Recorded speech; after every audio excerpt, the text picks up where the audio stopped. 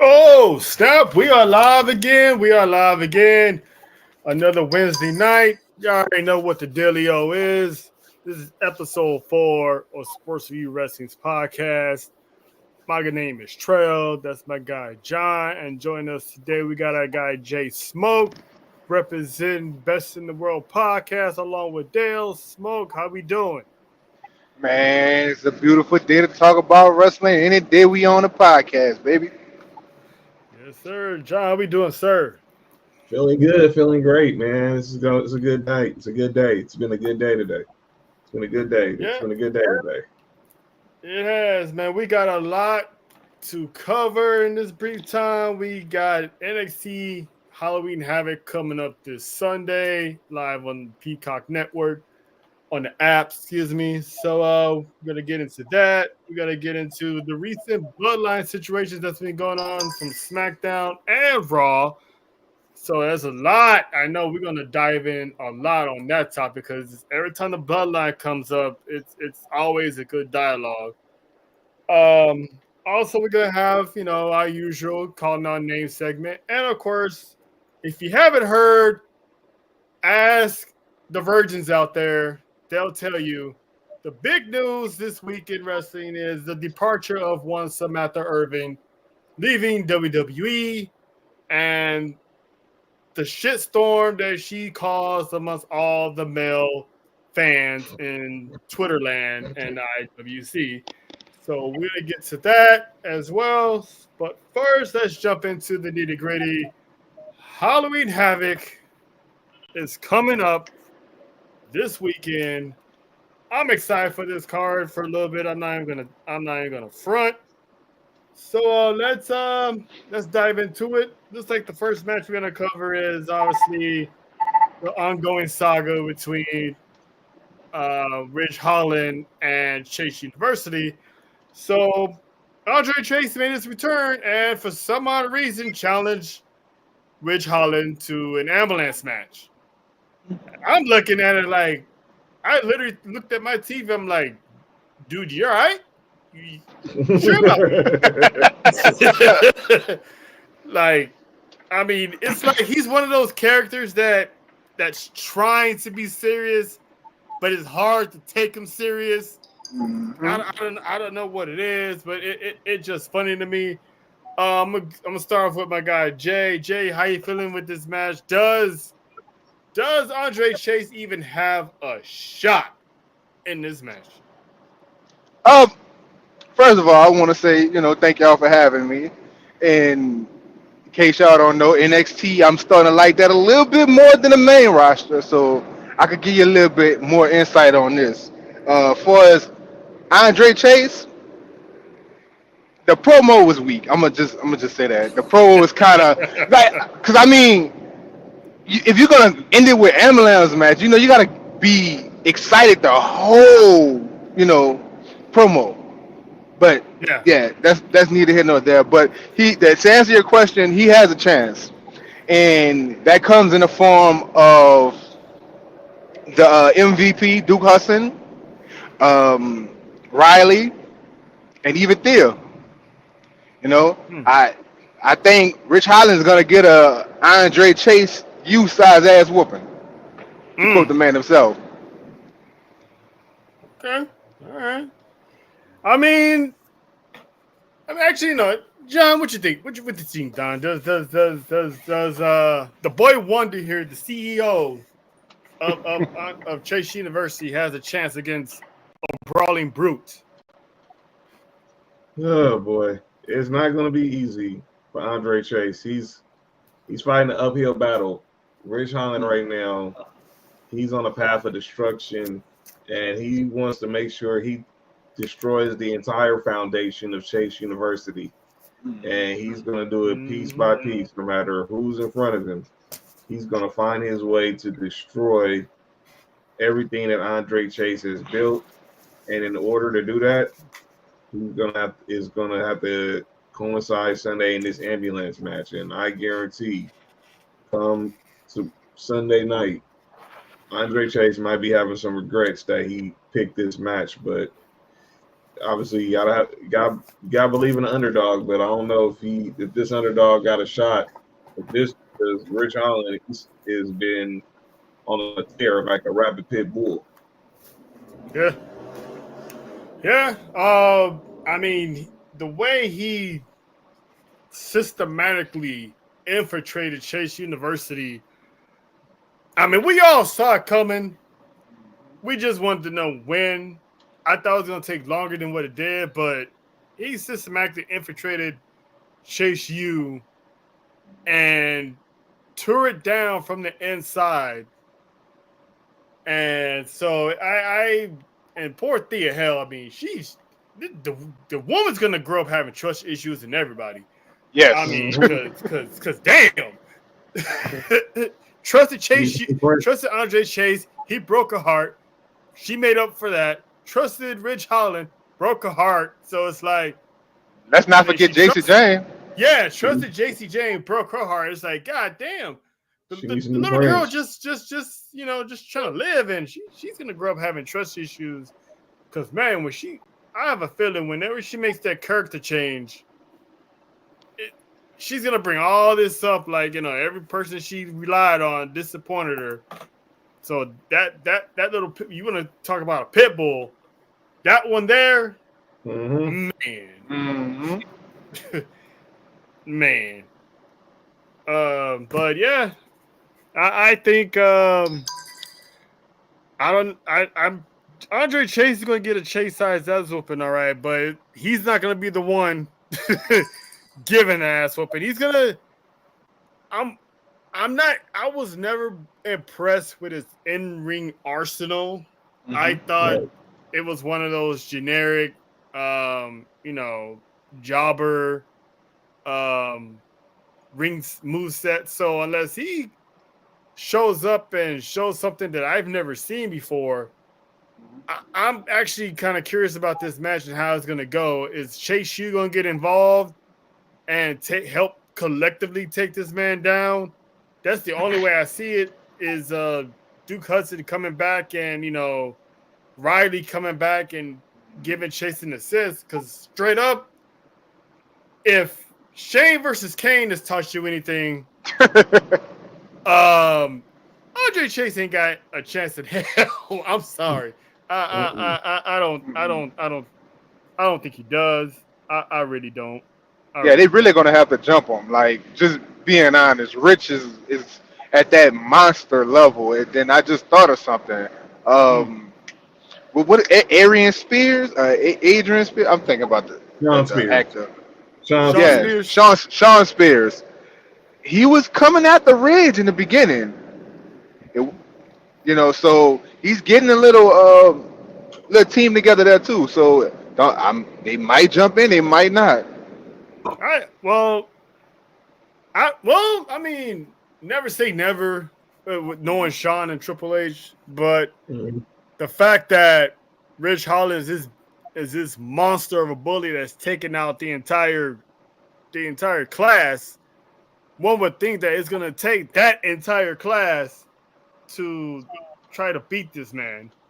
So that's the most intrigued match on this card, because and it feels like it was added last minute too.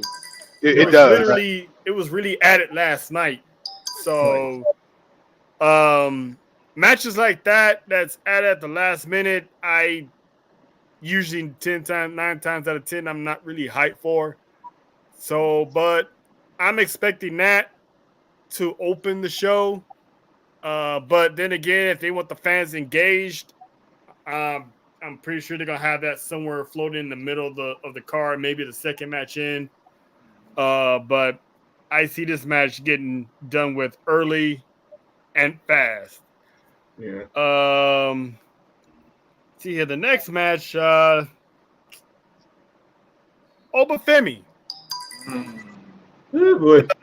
Nigerian, ruler of NXT is is challenging the Don of NXT, D'Angelo, for the North American Championship.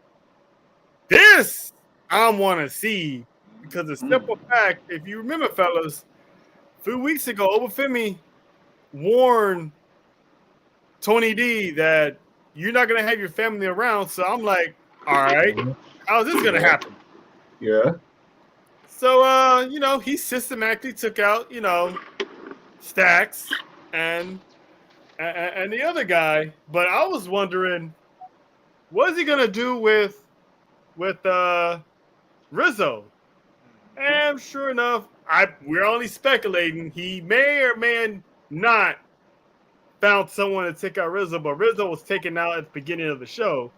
So now it looks like Tony D will go at it alone against Obafemi. So I think on this one, I don't see this being a hot potato match. I think somehow Tony D is gonna find a way to dig deep and be the boss like he's supposed to be, and somehow take down this giant on his own.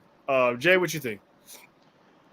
Well, I want Tony D to win a match. Big family. I'm a big family guy, but I don't know. I've been seeing. I seen some seeds last night. I seen some seeds that was sown in Miss Nakia Lionheart. You know, Mm, she was talking with the I forget the two guys' names. I think it's Tyree and I can't think of the TNT. other one. TNT. TNT. yeah, She was talking with them last night. Those are some bars right there. Those are some big bars. I yeah, mean, add them with Obafemi, you got a beat down club. You got a hurt business right there. You know, yeah, and I yeah. would support it. And keep in mind, it is a tables, ladders, and scares match. So this is gonna be an anything goes Mhm. type of deal. John, what you think about it? Who you think is gonna win this? Whew. Obafemi is going to come in there and just wreck shop. We saw what he did to Stacks and Luca last night.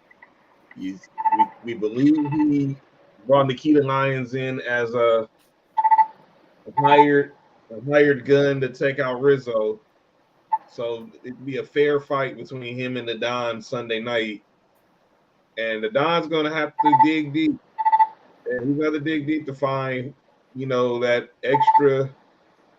that extra burst of energy because Obafemi is not going to let up. He's going to try to put him through tables. He's going to try to make sure that he gets put through a ladder. He's going to hit him with some chairs. This is going to be a all out brawl. But I think somehow the Don's going to dig deep, find that extra bit of motivation for the family, that his family, which was taken out under his right from under him, and forced to watch his underboss and his consigliere get beat down in his eyes while he's basically tied to the turnbuckle. Zip That's tie. going to Yeah, sit well. That's not going to sit well with the Don, and I think he's going to make sure Oba pays, and I think he retains the North American title. yeah. I think somehow Don's gonna put us out. Jay, did you say who you thought was winning this match? Um, honestly, I'm gonna be real with you. I see Oba getting his title back. Hmm. I see Oba Okay. getting his title back, and the reason why I say that is because I'm just looking at recent booking of Tony D.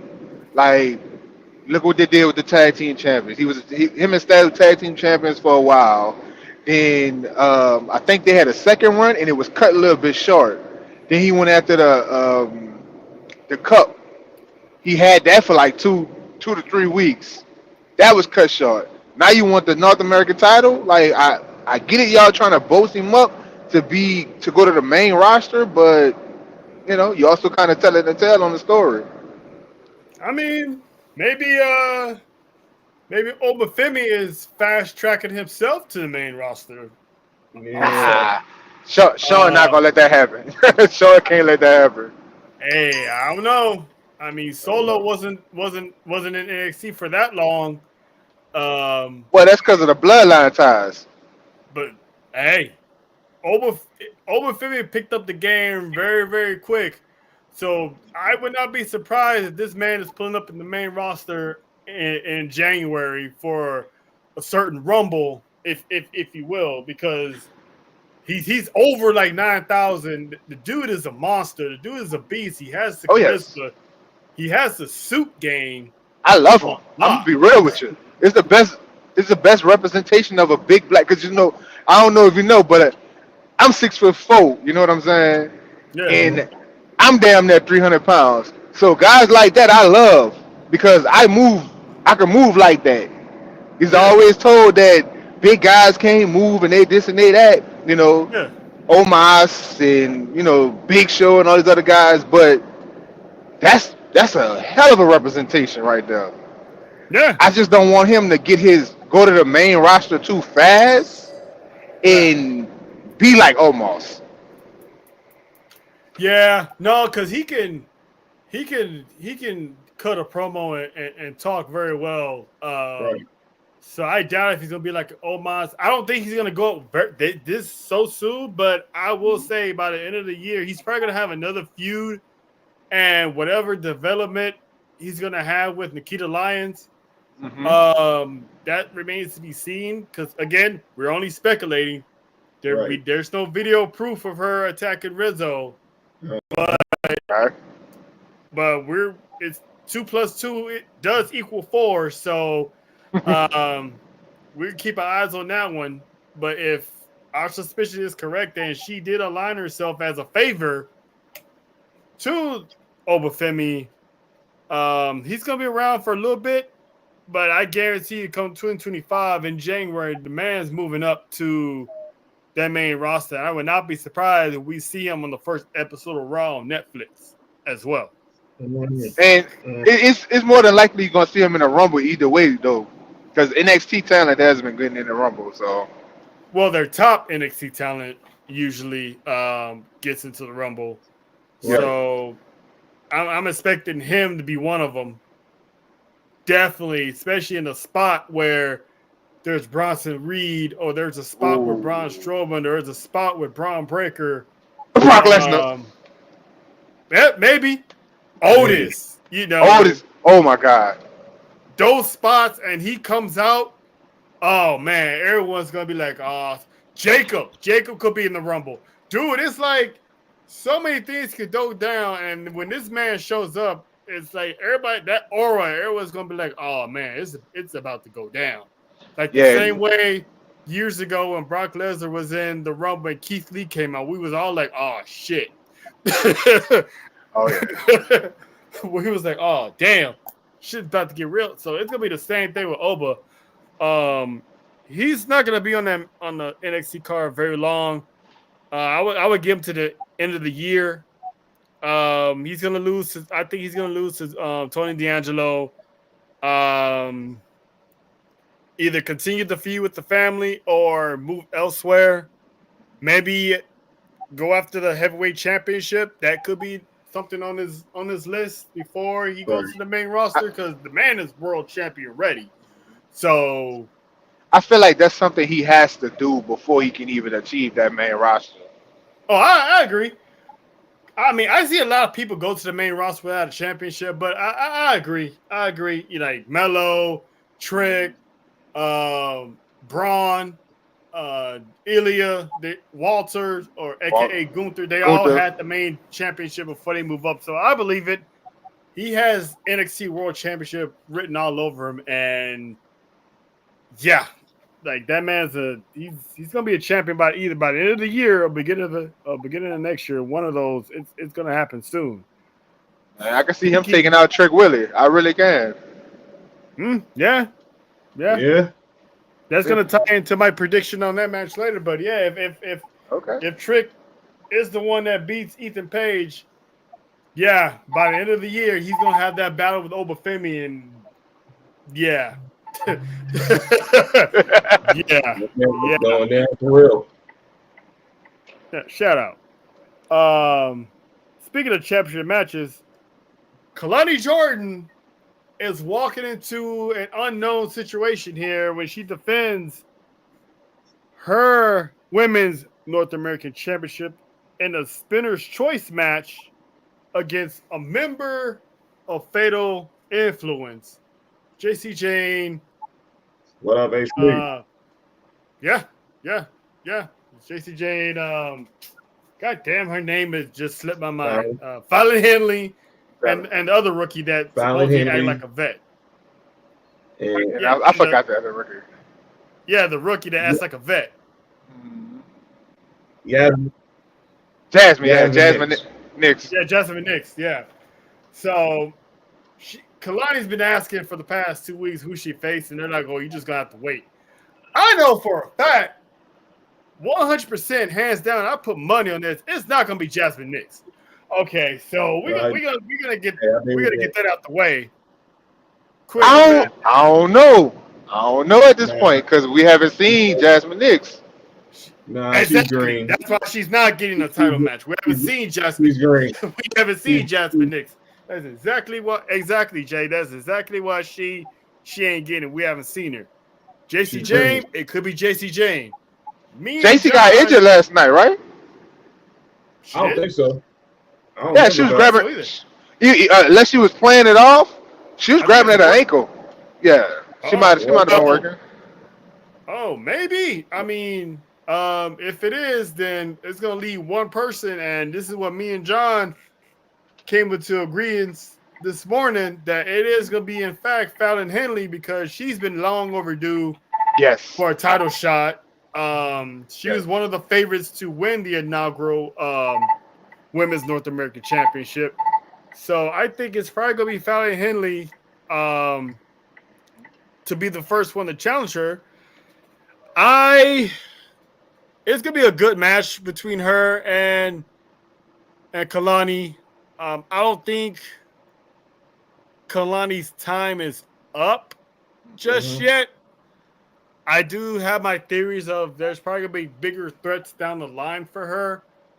But I do believe Kalani will somehow find a way, even despite the distractions for JC Jane and Jasmine Nix, that she will somehow, some way defeat Fallon Henley and retain her championship.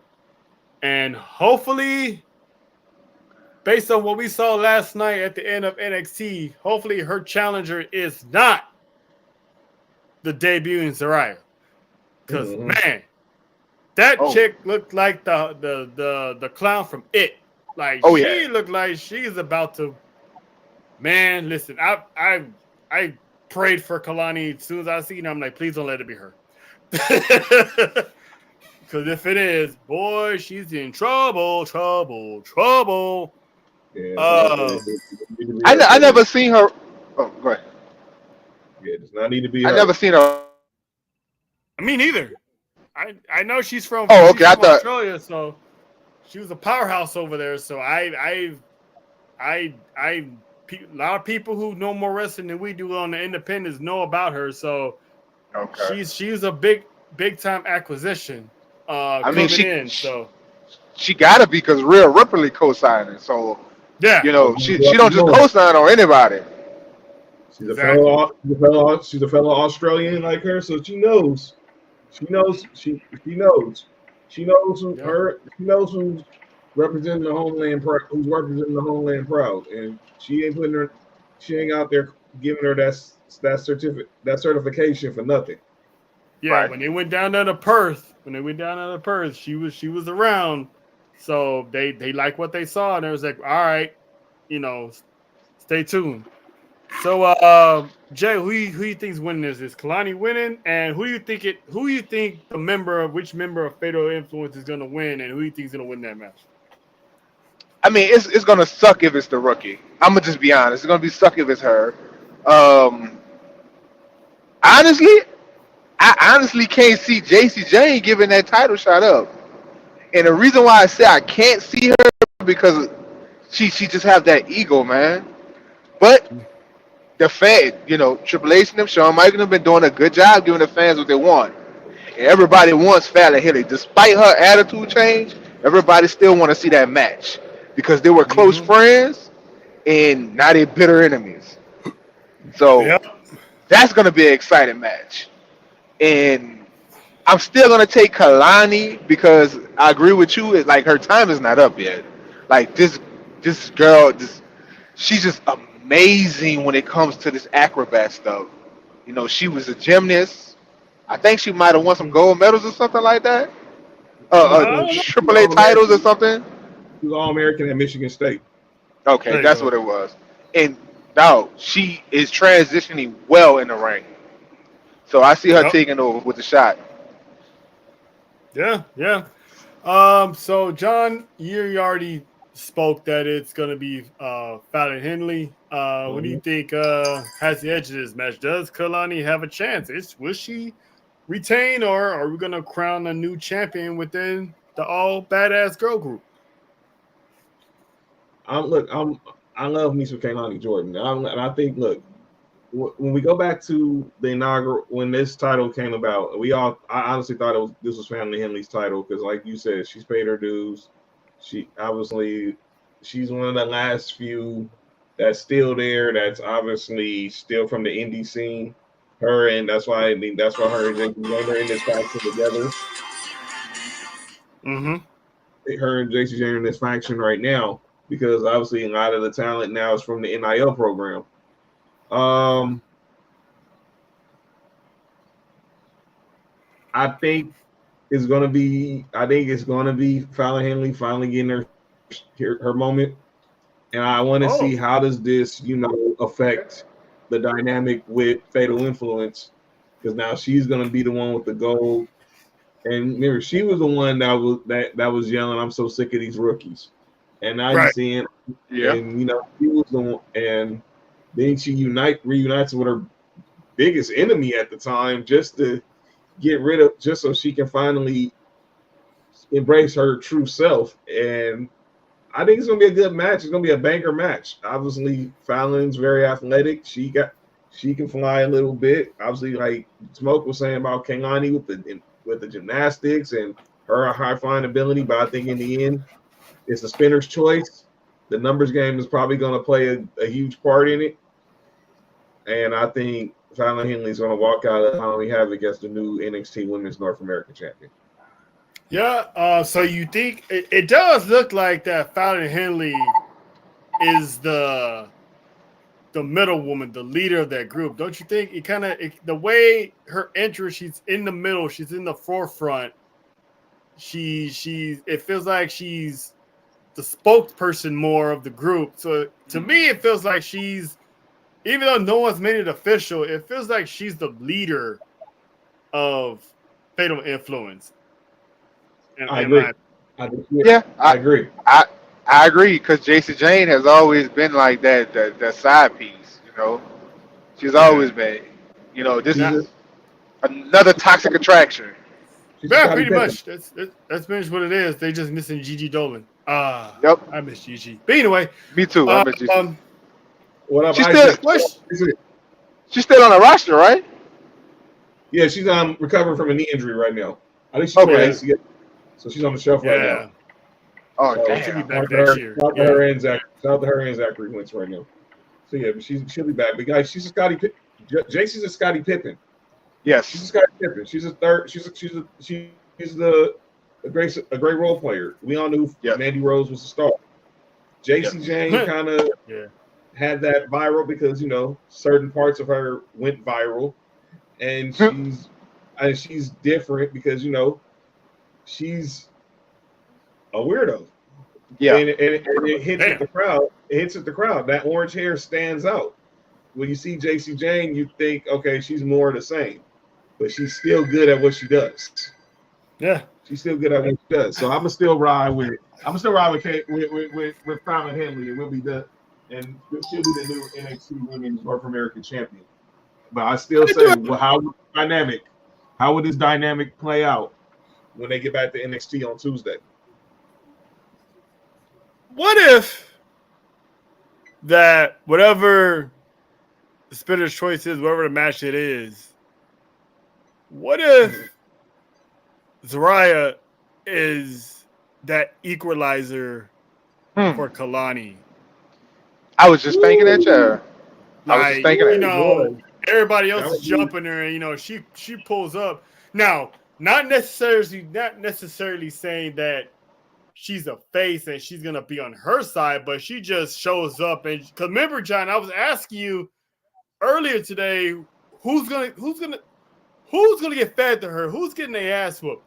What if it's JC Jane and Jasmine Nix? Like she just shows up as like, you know what?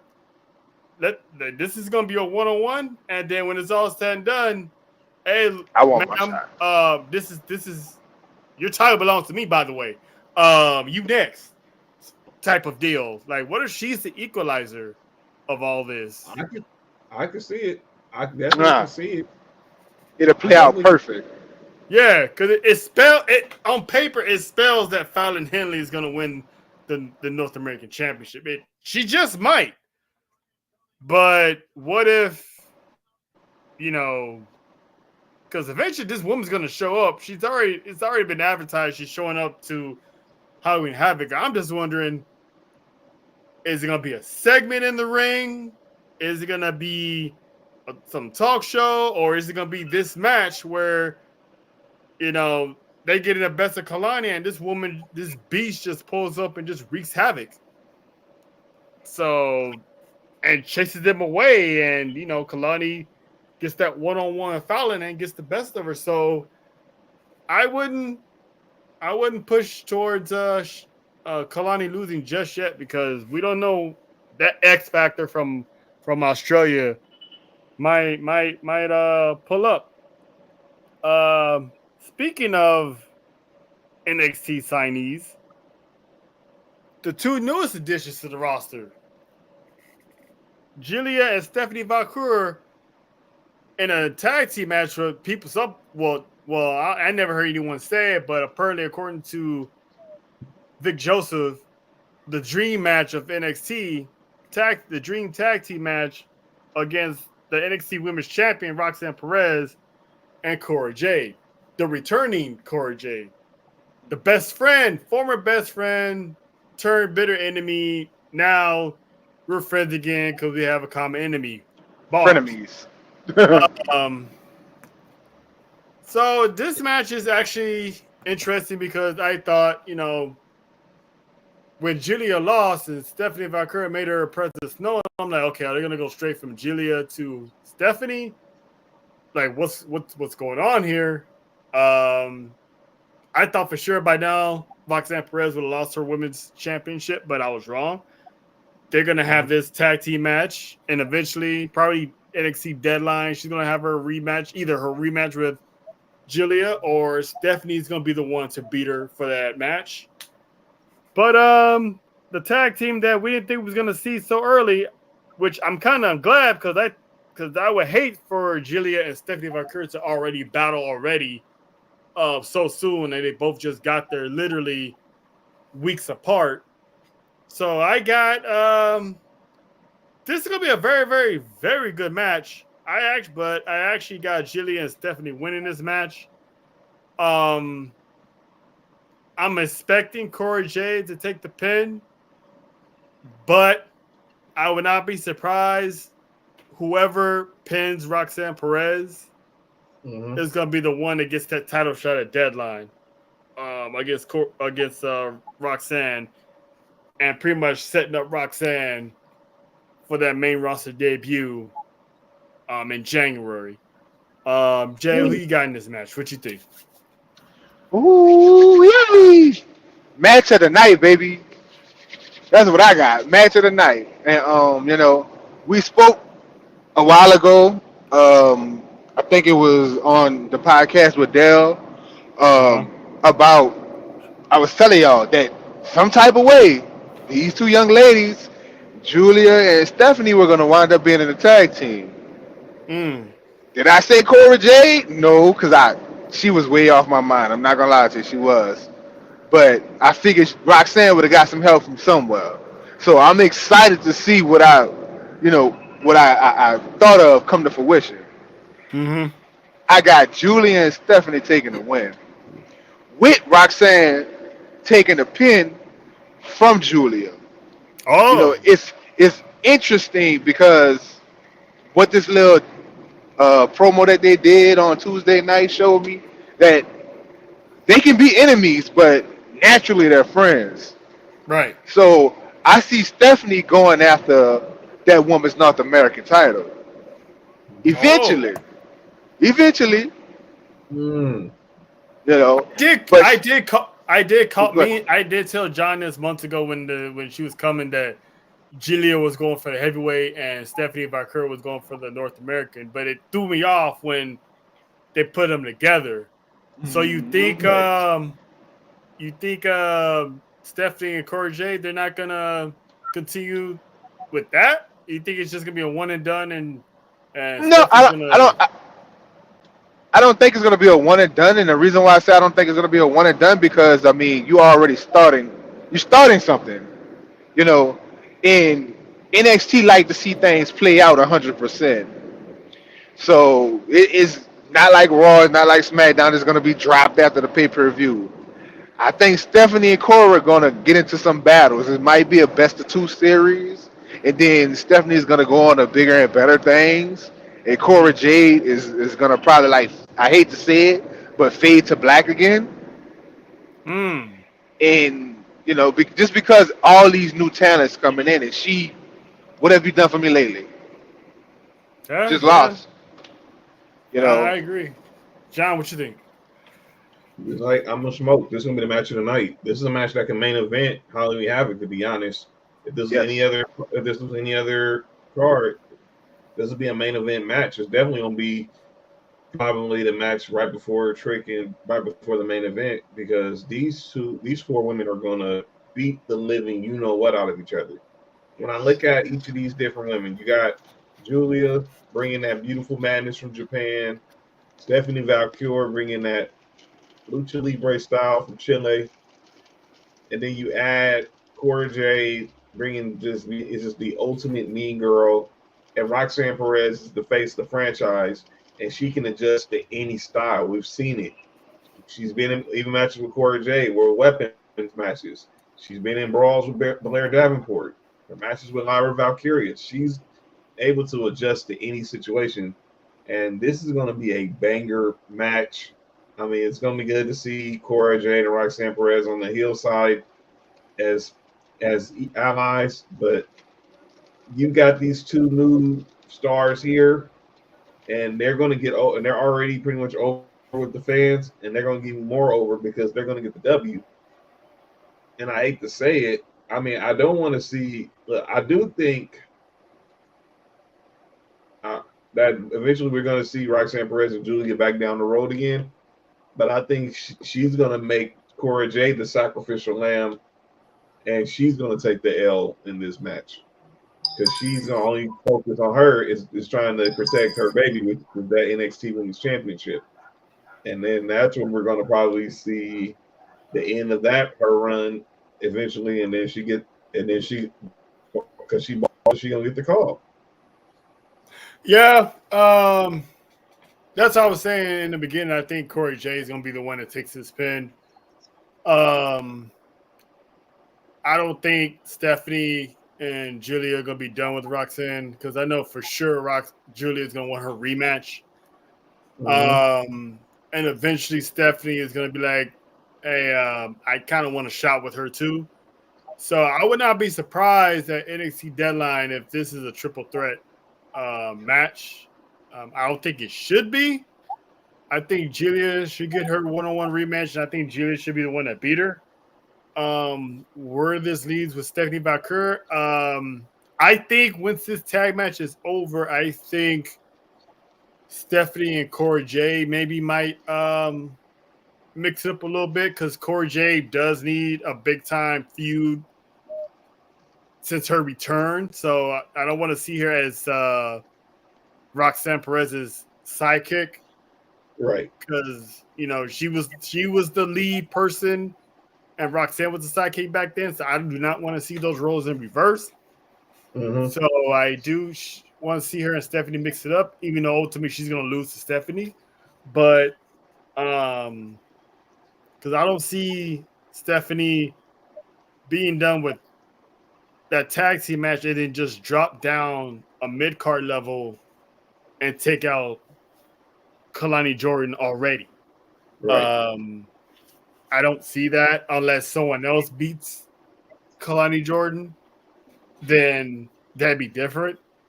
If somehow Fallon Henley does beat Kalani Jordan and she has this run as the heel, okay, then I can see them, mix coming across Stephanie Valcour, and then from there, Stephanie can beat Fallon Henley for the championship.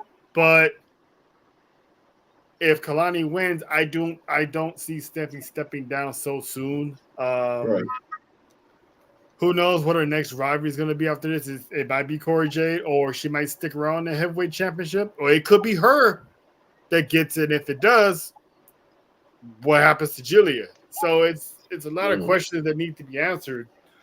But it shapes up. It could be a triple threat match at the end of the year for Roxanne. Hopefully not. Hopefully we do get Julia's rematch, and that'll be it. Transitioning. Go ahead, Jay. What I was about to say is that we know WWE, they're gonna pull something off, and it's gonna be a triple threat because it's gonna put more butts in seats, and it's just it's just a way to send Roxanne off without really hurting her. You know what I'm saying? Yeah. I agree. If it is a triple threat match, I'm guessing either Julia or Stephanie are going to suffer their first pinfall loss against one another in that match. Right. Is that what you're saying? Like, No, I'm not saying that because you got to still keep the mystique of those two women because they're gonna be your pillar going into this new era NXT. So Roxanne is ultimately gonna have to take that, but the thought of it being unfair and it being a triple threat match, and she with two people that don't like her, you can play more on that. Yeah, that's true. I was just hoping it's a one-on-one match with Julia because I was not expecting Julia to take that loss like that on her debut match. Not the first match. That was ridiculous. That was a little shocking to me, but seeing how Roxanne Perez got in, not Roxanne, Corey Jade made a return and got involved. So I kind of see why they went with that direction. So I think Julia eventually is going to get her payback, and Roxanne's going to get her comeuppance.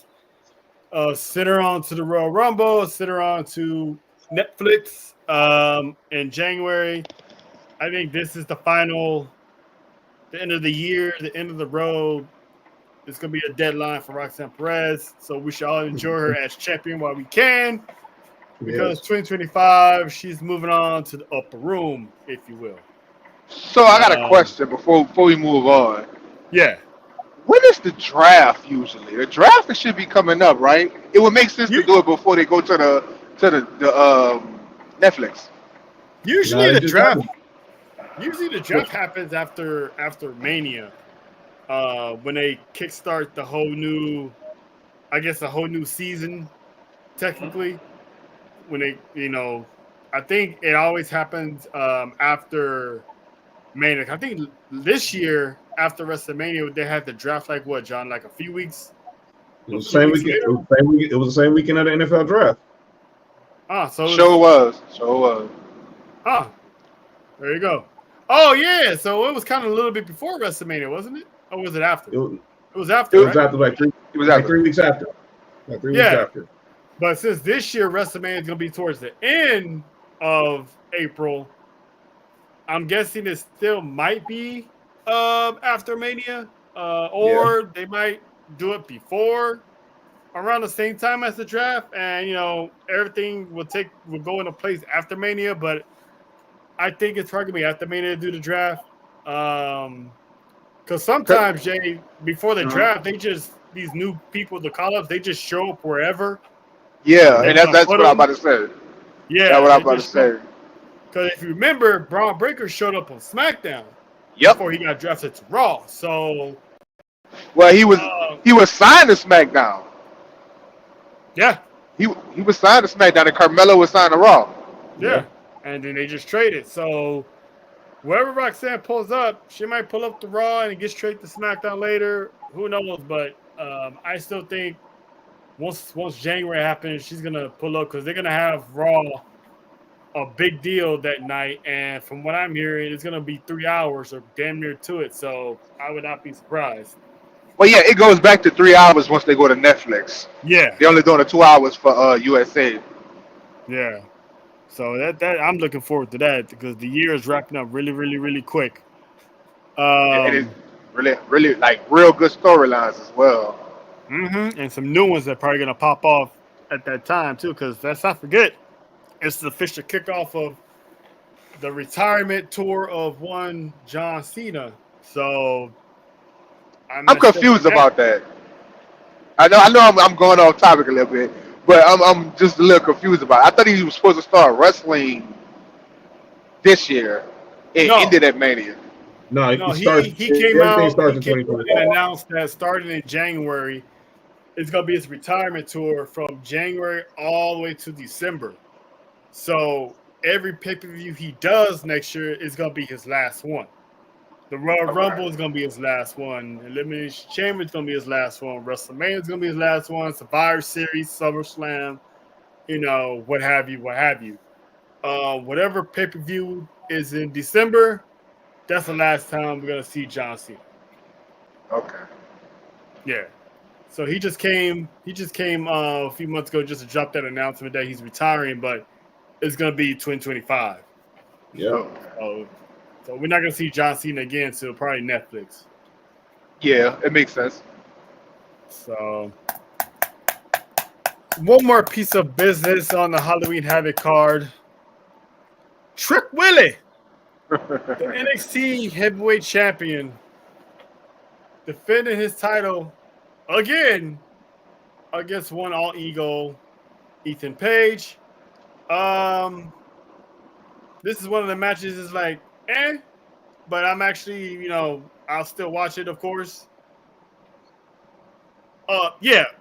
Oh, great. We already waiting for the prices to be reasonable for you boys because we future entrepreneurs, but we ain't entrepreneurs yet. So we can We ain't one percenters.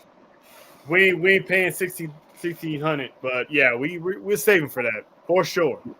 Yeah, AC Um, definitely got to link up in Vegas if you in shape, pull up. Y'all got to link up with us in Vegas. Yep. So Ethan Page challenging one more time Trick Williams for the NXT Championship. I'm gonna make this short and sweet. Uh, Ethan Page's run as champion was kind of lackluster. Didn't really do much. It was just to prove the point to AEW that hey, we can make this guy champion when you didn't. Um, Mm-hmm. I think Trick Williams because he challenged Trick Williams as far as have you bled? Have you went to hell and back to win a match? And mind you, this is also a Devil's Playground match, so this is gonna be anything goes. We might see some blood in this match, Oh, and we'll definitely. But We and definitely got some blood. I don't know about you guys, but I've never seen Trick Williams bleed. So Yeah, me first neither. time for everything. this First is an time for uncharted everything. territory for Trick Williams. So he's gonna have to take his bravado, the joking, the jive, and the juking and jiving, and put that to the side and really step up and handle business because we all see Ethan Page get down in TNA. We all see Ethan Page get down in AEW. Is Trick Williams ready for to really, really be that champion? So we're gonna find out. I got Trick Williams winning this match, proving to everybody that he got what it takes to be that guy. Because there was some times back in the day when John Cena was champion. There's a lot of matches we didn't see him in. We're like, can this guy do it? Can he? Like he's out of his element. What's he gonna do? And he proved us wrong. So I think Trick Williams here, that Trick era part 2 is not going anywhere, at least for now. I think he's gonna retain this championship and send Ethan Page back to the back of the line and to other things. Jay, what you think? Who you got winning this match? As I alluded to earlier, I'm gonna go ahead and say it. I got Trick Williams winning this match, but it's gonna be a hard match. This is gonna be the defining moment of Trick Williams' whole wrestling career.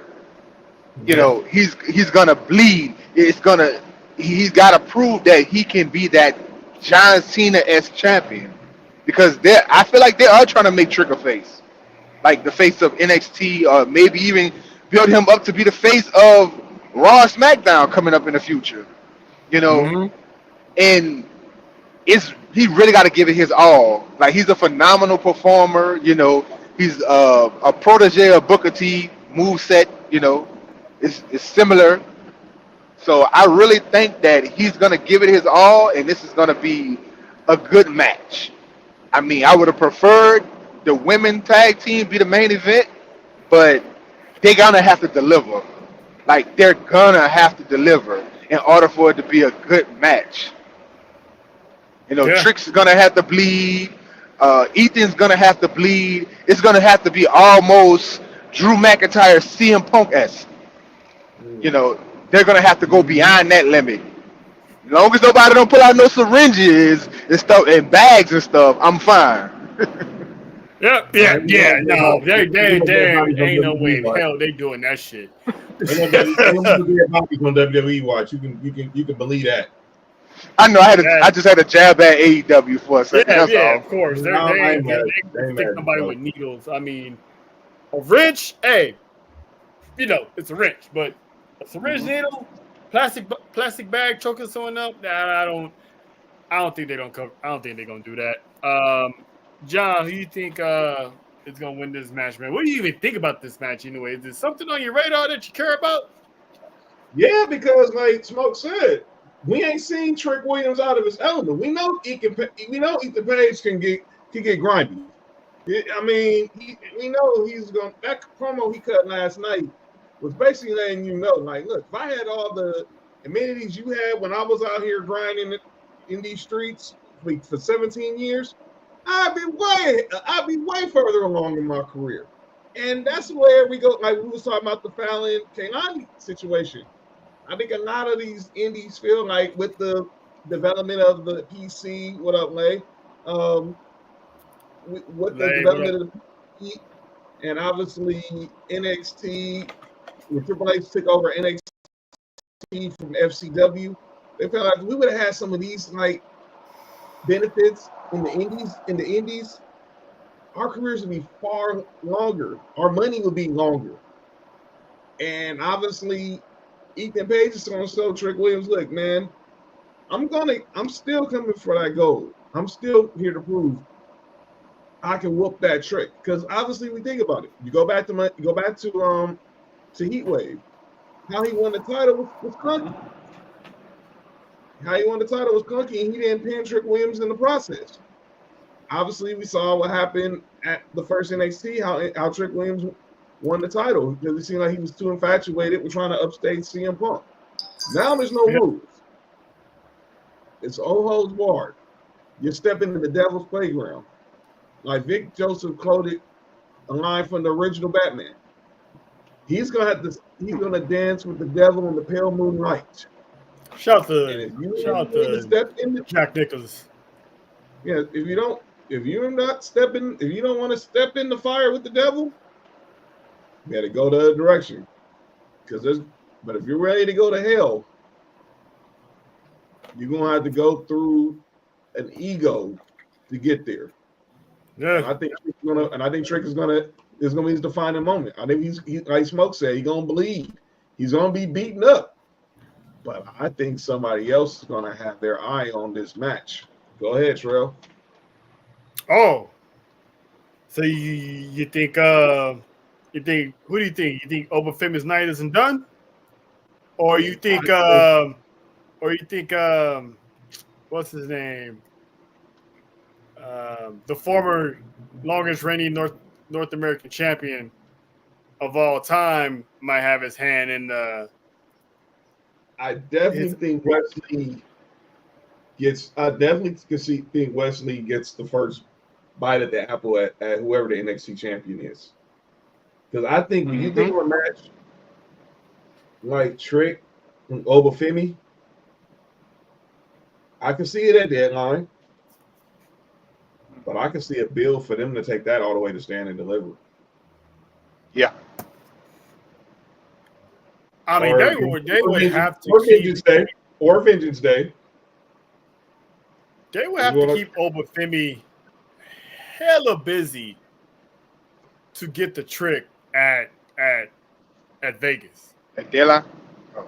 So No, I think Stand and well, to Deliver. be more, I can say be more reasonable. If it don't deadline, if they, it's either deadline or Vengeance Day. Then if you want to be reasonable, but I think Wesley might get the first bite of the apple because obviously he's never had a shot. I mean, technically, I mean he's paid his No, he's bills. never had a shot. And it seems like he's took it. He probably didn't like that Trick Williams called him light skin.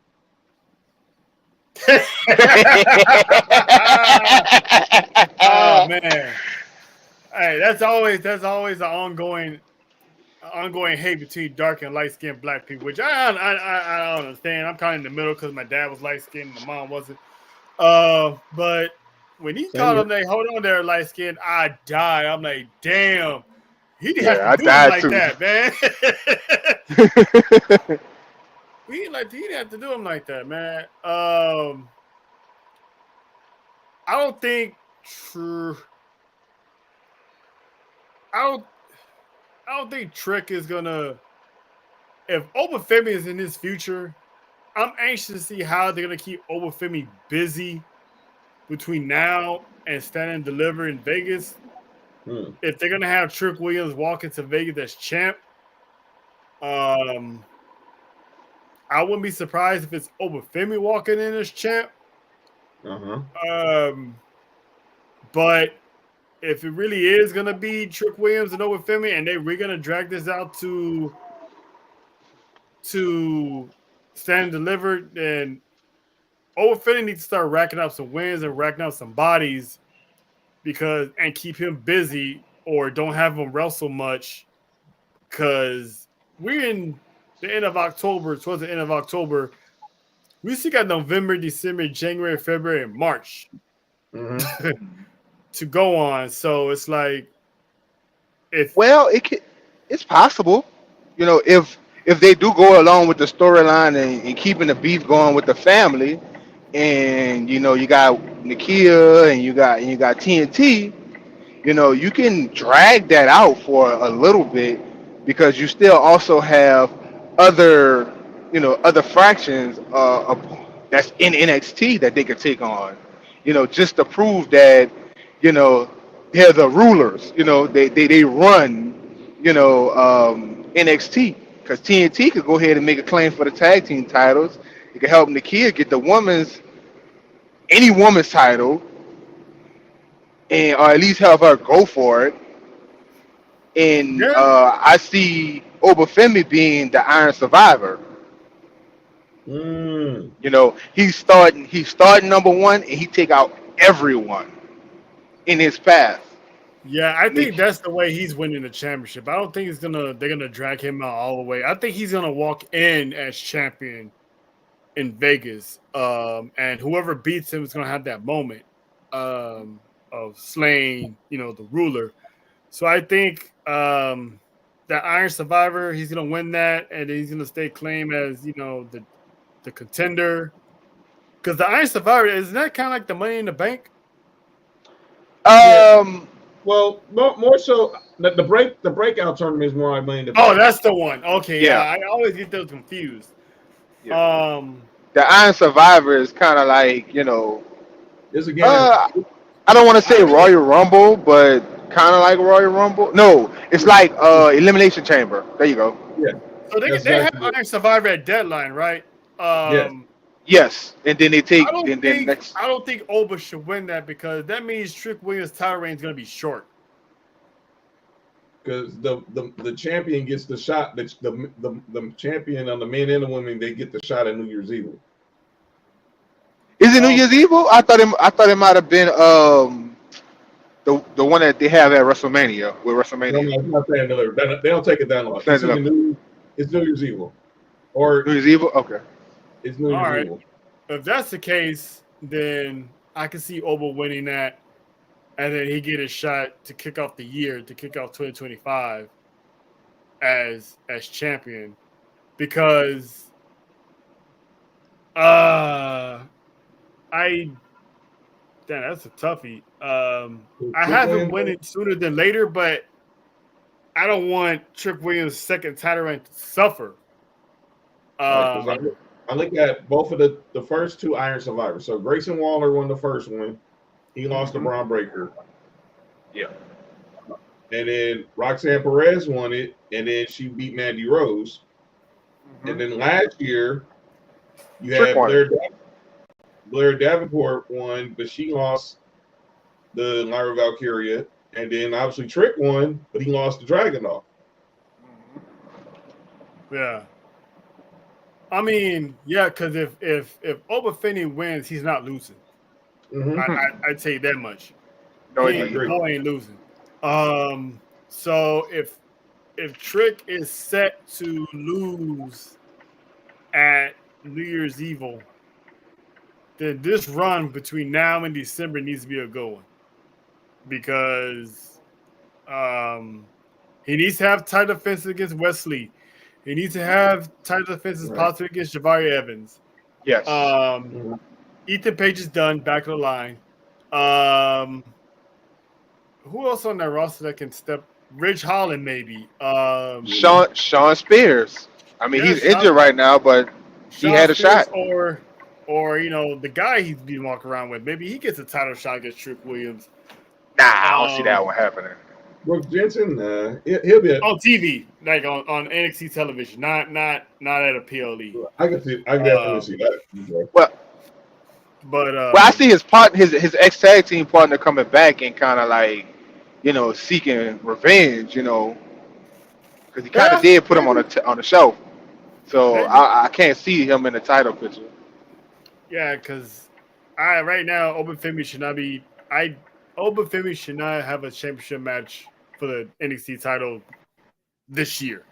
It should be he'll win the Iron Survivor, like John said at Deadline, and then that'll set up that match against Trick Williams. Which, if I'm not mistaken, New Year's Evil is probably gonna be televised. It is. It is. Yeah, so I think that's gonna be televised. It usually is. It's usually. I don't know because the past few Halloween Havocs used to be televised, so now they're moving it to a PLE. So I'm not sure if New Year's Evil is going to be on the PLE or they're going to still have it televised. So that part remains to be seen. Right. But I do think Oba is going to get that championship to kick off 2025, and you might see Trick Williams in the Royal Rumble.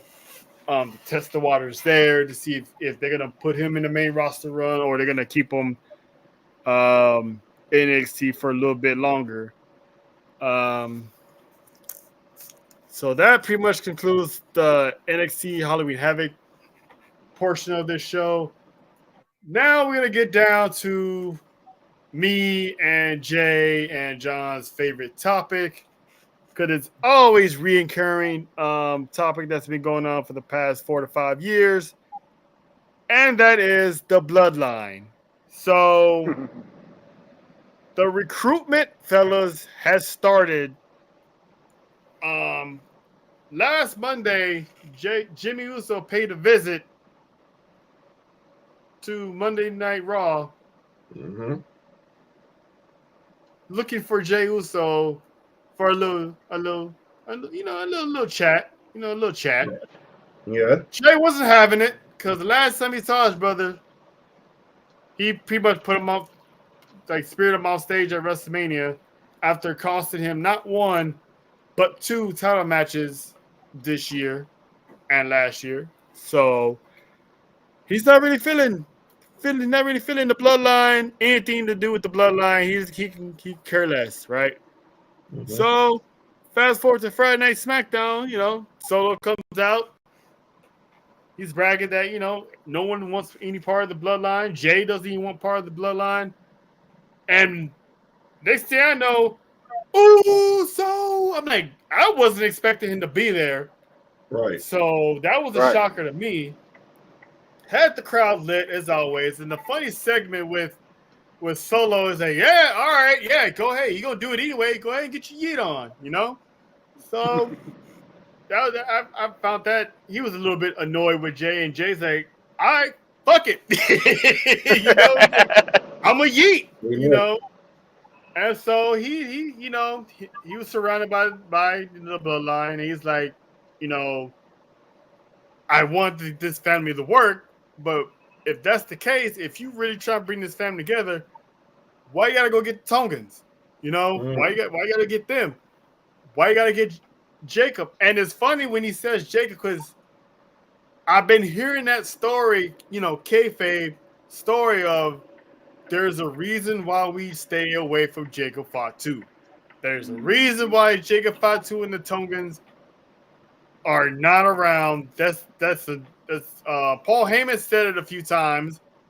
There's a reason why Roman Reigns never brought the Tongans into the bloodline to begin with. Right. And so to hear Jay say it again, and that moment when he was like, there's a reason why we stay away from this fool. And if he keeps looking at me the way he's looking at me, I'm going to knock your ass out. I was like, oh, shit. I was rolling. Oh, this dude. I was like, I'm like, Jay, what's up? Like, this is what we're doing, and Jacob was like, nigga, you talking to me? That's what it was too. I was like, oh damn, we're gonna get this. And Solo stopped him. And Jay was like, all right, cool. It ain't about these guys. He was like, I'll tell you one thing though, next time I see you, it's gonna be different. So I'm like, all right, Jay's pretty much saying it's on site.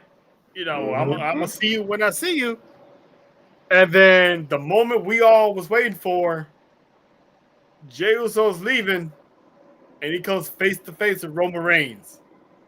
And man, you can cut that tension with a knife. Jimmy's sitting there in the middle, trying to play peacemaker, like, come on, guys, this is the moment here. And Roman, being the bigger man, give him his props, winning the championship. I'm proud of you. The family's proud of you. Jay looked at him like, nigga, no yeet. You know what I'm saying? Like, right. Get up out my face. And walked away. And Roman's like, hey, I tried to tell you. We're gonna try we tried it your way, and now we're gonna do it as my way. And that was it. That was the end of that. So, fast forward to Monday Night Raw.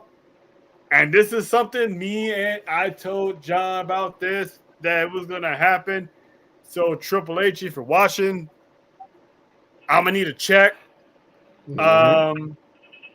Jey Uso defended the title, his Intercontinental title against Braun Breaker. Hell of a match, close falls to the T.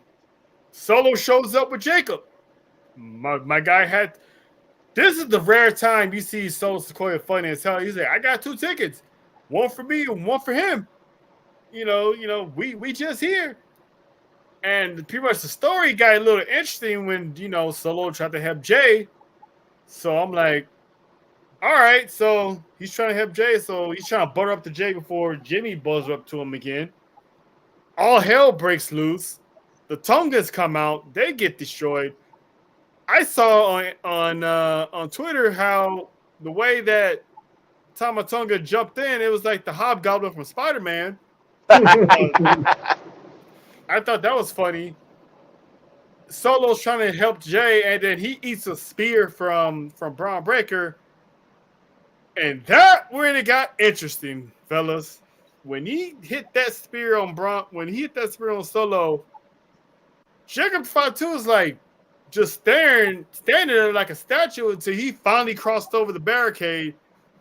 And man, the moment between him and Braun staring at each other face to face, it gave me the vibes of when Hulk Hogan and The Rock met for the first time. Yes. On Monday Night Raw, you can feel that build up when Ultimate Warrior and Hulk Hogan was face to face. You can feel that oh shit, this is gonna break down. All hell's gonna break loose. So with those two face to face, I'm like, man, we're gonna get this at the Royal Rumble. We're gonna get this inside the Royal Rumble. This isn't over. Triple H just pretty much said, look what we got coming down the pike sooner or later one of these days. And man, the fans ate that up. I've never seen the fans eat up a face off like that in a long time. And through all that distractions, Braun Breaker beats Jey Uso with a super spear. And I'm pretty sure his daddy somewhere is gonna have a fit of his son having that championship for like what, a month or two. 28 days. Yeah, so pretty much 28 not days. even a month. If it's 28 days, he pretty much Jey Uso had that championship for the whole entire European tour. Yep. So that was it. I knew some people are not liking it, but this was the correct call because Roman couldn't convince him. Jimmy couldn't convince him. So far, Paul Heyman's nowhere to be found.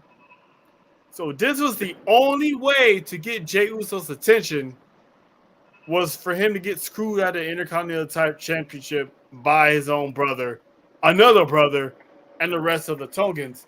So now I feel like it's gonna be where Jey Uso's gonna pull back up. He's gonna like, I'm gonna do you this solid. We ain't cool, but somehow before we get to War Games, Jey Uso's gonna pull up and like, you know what? Fuck it, let's do this. Jay, what do you think of this Bloodline saga now? What do you think of this chapter, the recruitment tour, of Jay falling back in with the OTC Bloodline?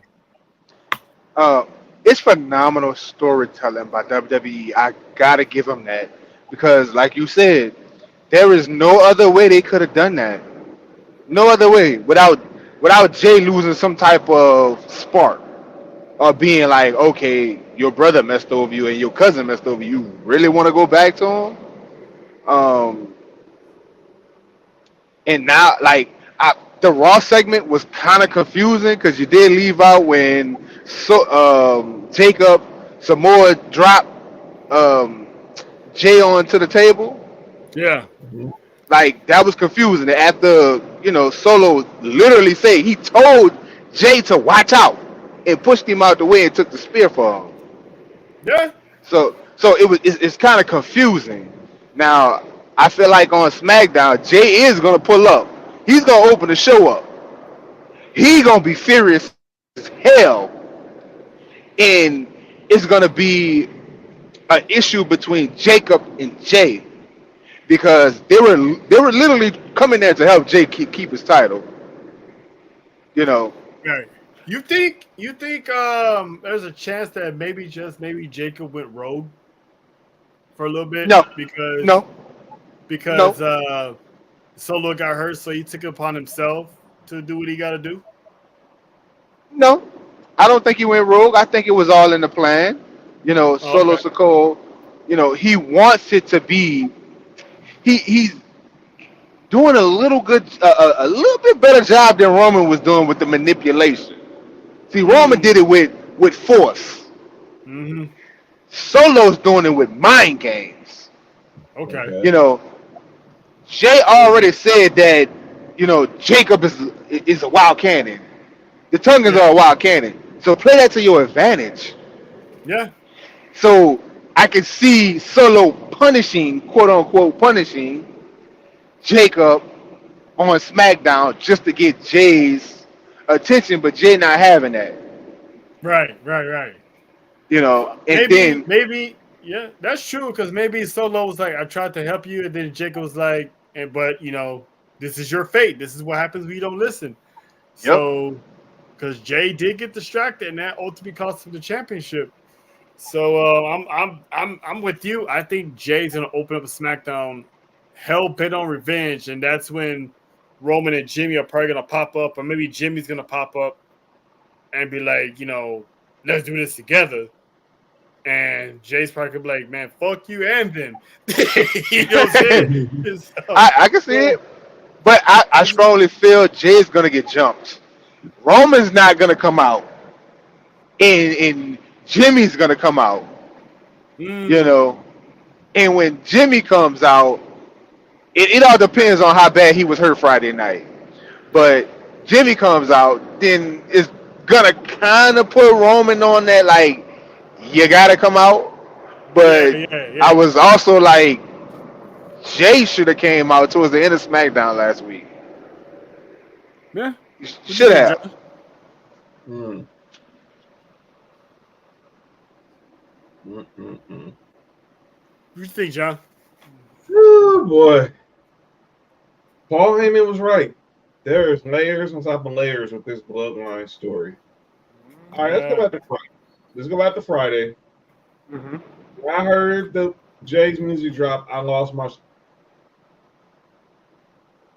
it. Like, oh my god! I'm like, where's he at? Where's he at? And of course, comes in like Jay Uso normally does through the crowd because he's a man of the people, and he's just soaking this in because obviously it's his first time on back on SmackDown as a champion, and the SmackDown crowd always loved Jay, and he was pretty much he couldn't have done anything wrong that night.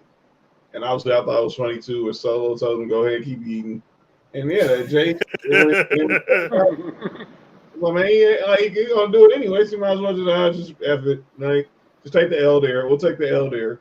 And obviously, Jay trying to put his little brother on game, telling him like, look, you know how we did things. We didn't do it this way.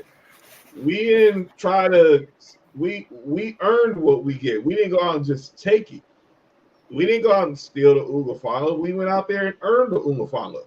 And like you were saying earlier about how this is the reason why the Tongans and Jacob Fatu, we don't F with them. There's those cousins, you be at the family reunion and you see them, you know, like, man, them dudes ain't nothing but trouble, man. Stay F with them. And I'm like, but desperate times call for desperate measures. So Solo feels like, okay, I give them something they have something. There's something they want. I got something I want. Let's work together, and we can meet at the promised land. And that's why they're there. And but when Jay squared up on Jacob, I was like, ooh, sign me up. Eventually, Yes. sign me up. I'm like, because Jay ain't gonna be. He always gonna be the hothead. He gonna say what he gonna say, and he gonna do what he gonna do, and it's gonna be what it's gonna be. Jimmy wouldn't have probably done it. Obviously, we don't. We're keeping Roman and Jacob as far away from that interaction as possible, unless it's something that breaks down like in the ring, like Friday night. Mm.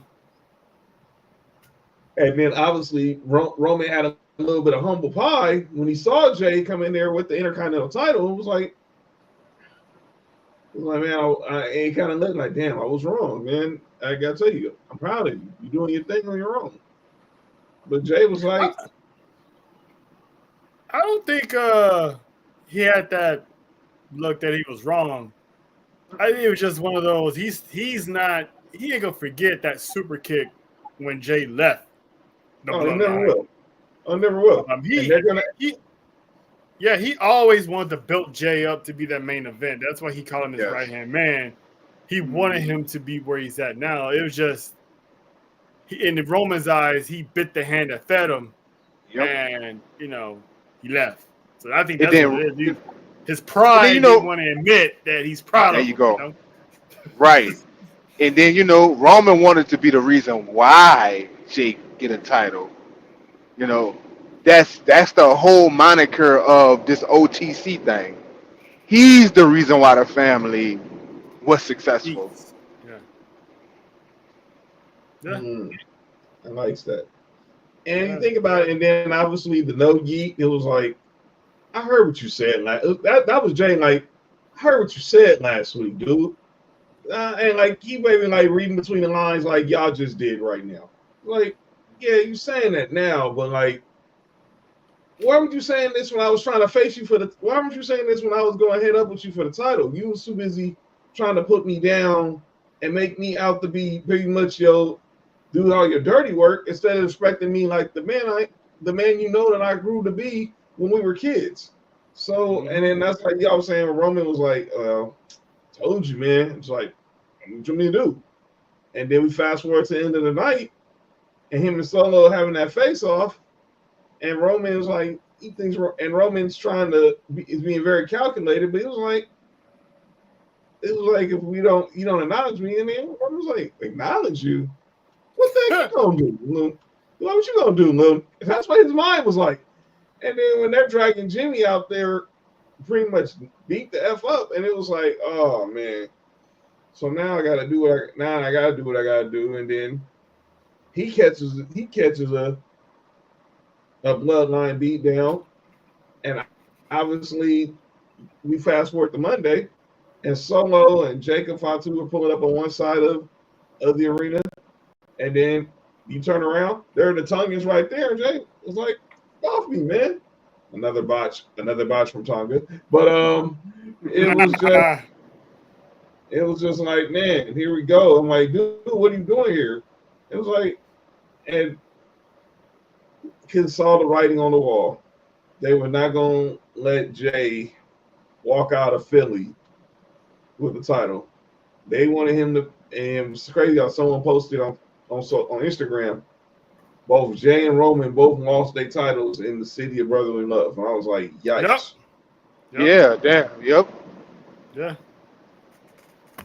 And it was always at the end. It was always due to family interference too, because Jay interfered in Cody's match to even the odds to help Roman lose, and now his brother and bloodline relatives was the reason why he lost. So yeah, I like how they tie in these loose ends and make you be like, oh shit, this is the scene of the crime from April. Mm-hmm. And it's like, man, I'm loving this story. I'm anxious to see where it's gonna lead.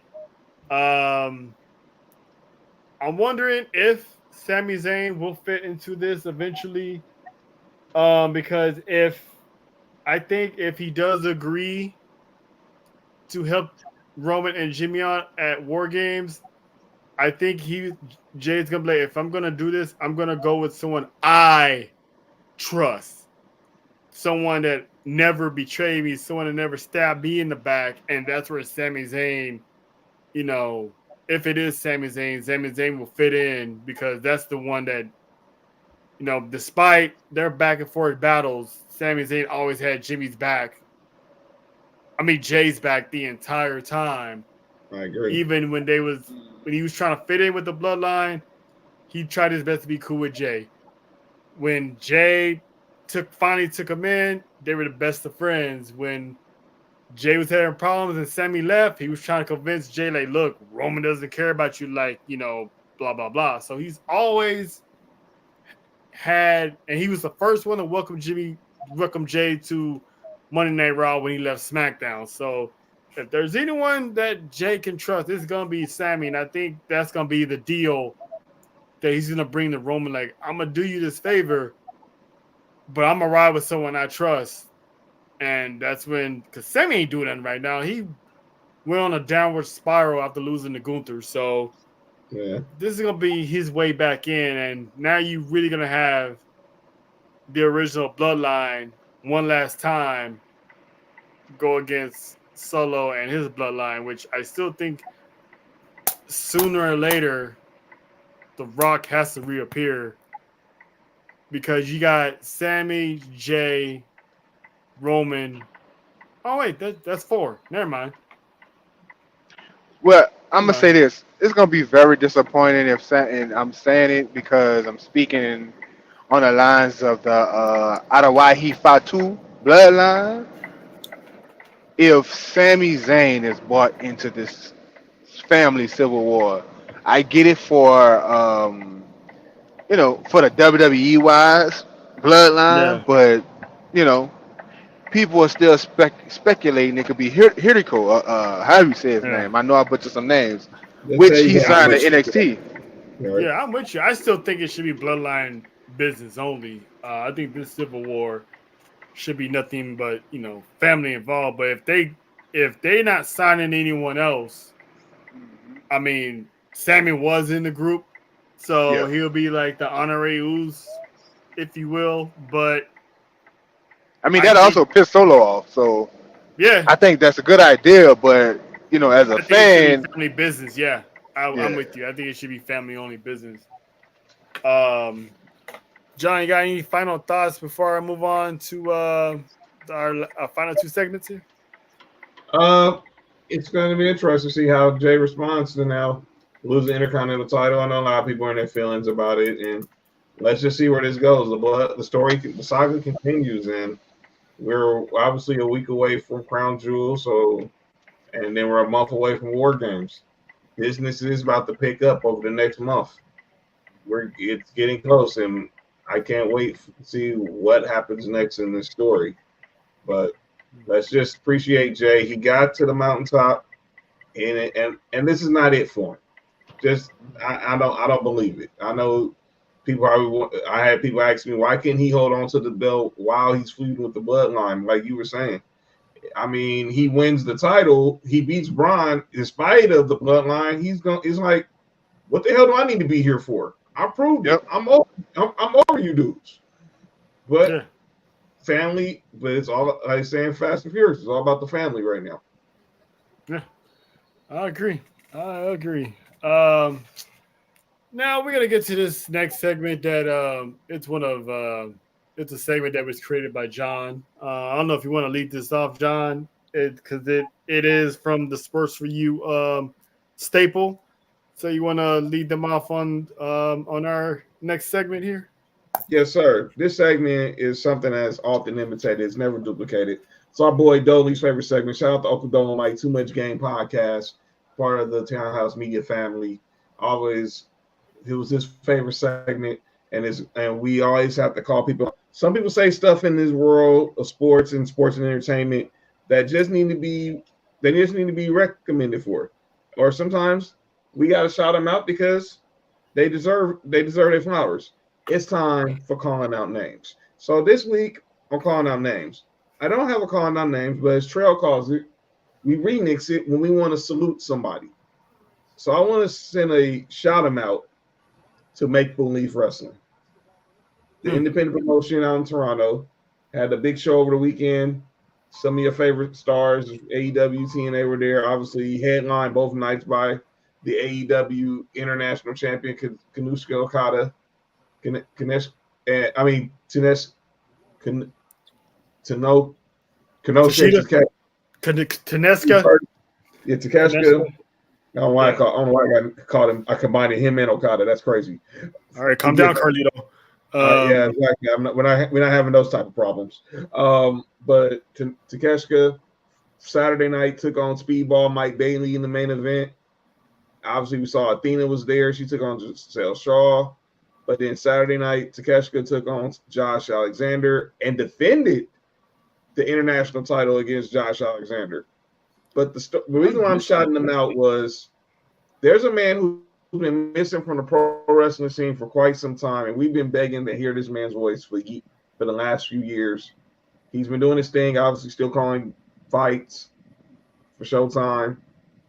But I got to shout out Maple Leaf Wrestling for having Mauro Ranallo as the voice of their promotion on Saturday night. Mauro Ranallo, we talk about great play-by-play guys in this business.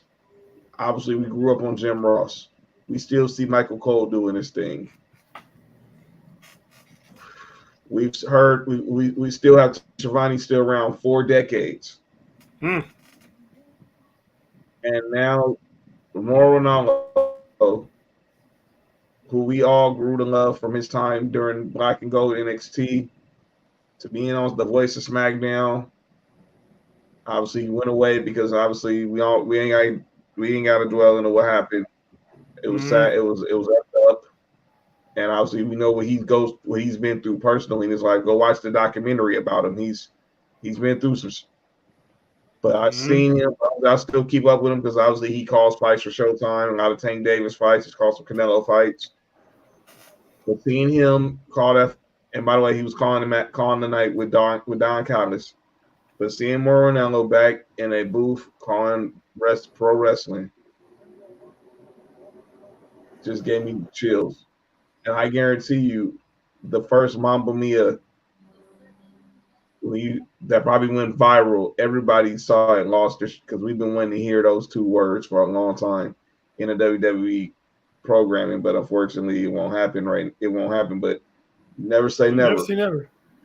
But I'm happy to see him back in the wrestling world, and hopefully, he was finding the healing he had to go through to make this step to get back in the wrestling world, and we see him doing more throughout the future, whether it's in WWE, outside of WWE, Indies, TNA, wherever.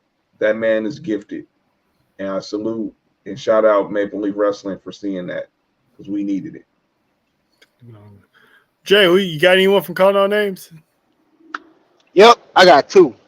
Uh-oh. And this one really hurts me to my heart. So I'm gonna go ahead and say this. I did a segment on her with Dale. You know, she was the main reason for the segment. You know, I did a shout out to all the ring announcers, you know, and ranked them a while back. No. And you know, God damn you, Triple H. This is the biggest mistake you made your whole era. Like, and then bringing Lillian Garcia back in and her botching all the entrants from that night except for the last one, the main event. Come on, man. Samantha Irvin is a once in a lifetime type of announcer. You know, you're not gonna find anyone like her. And if they lost her to AEW, then Ricochet will be a part of this too. But man, I'm so sad to see her go, and I can't believe Triple H fumbled the ball like that, man.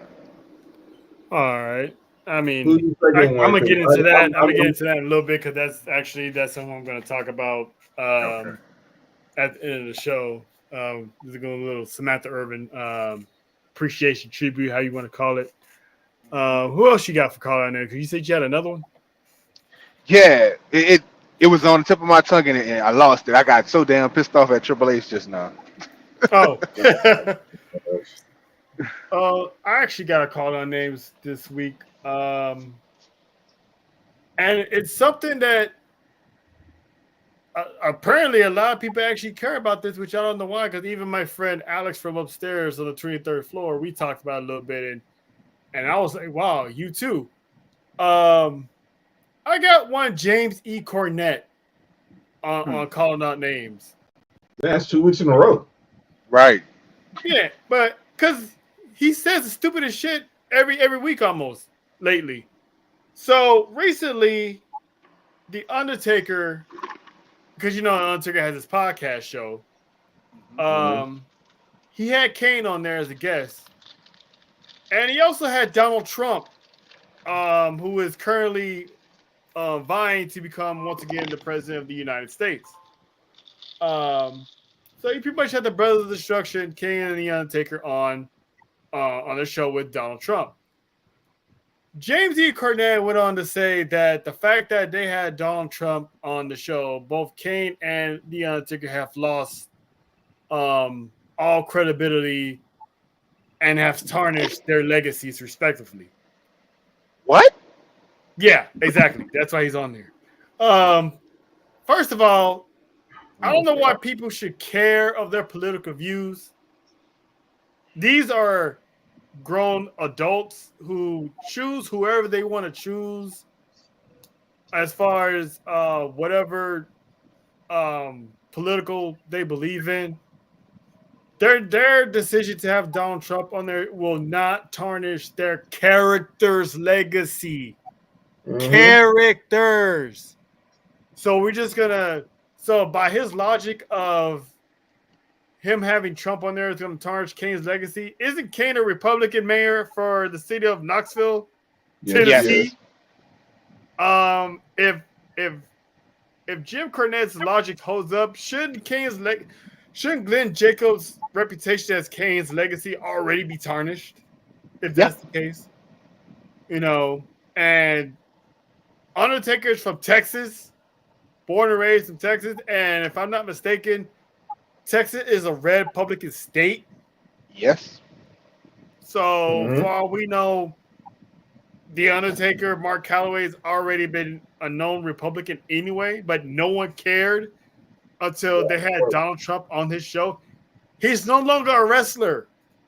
He is Mark Calloway. He's a man who has a podcast who will have multiple guests on that show.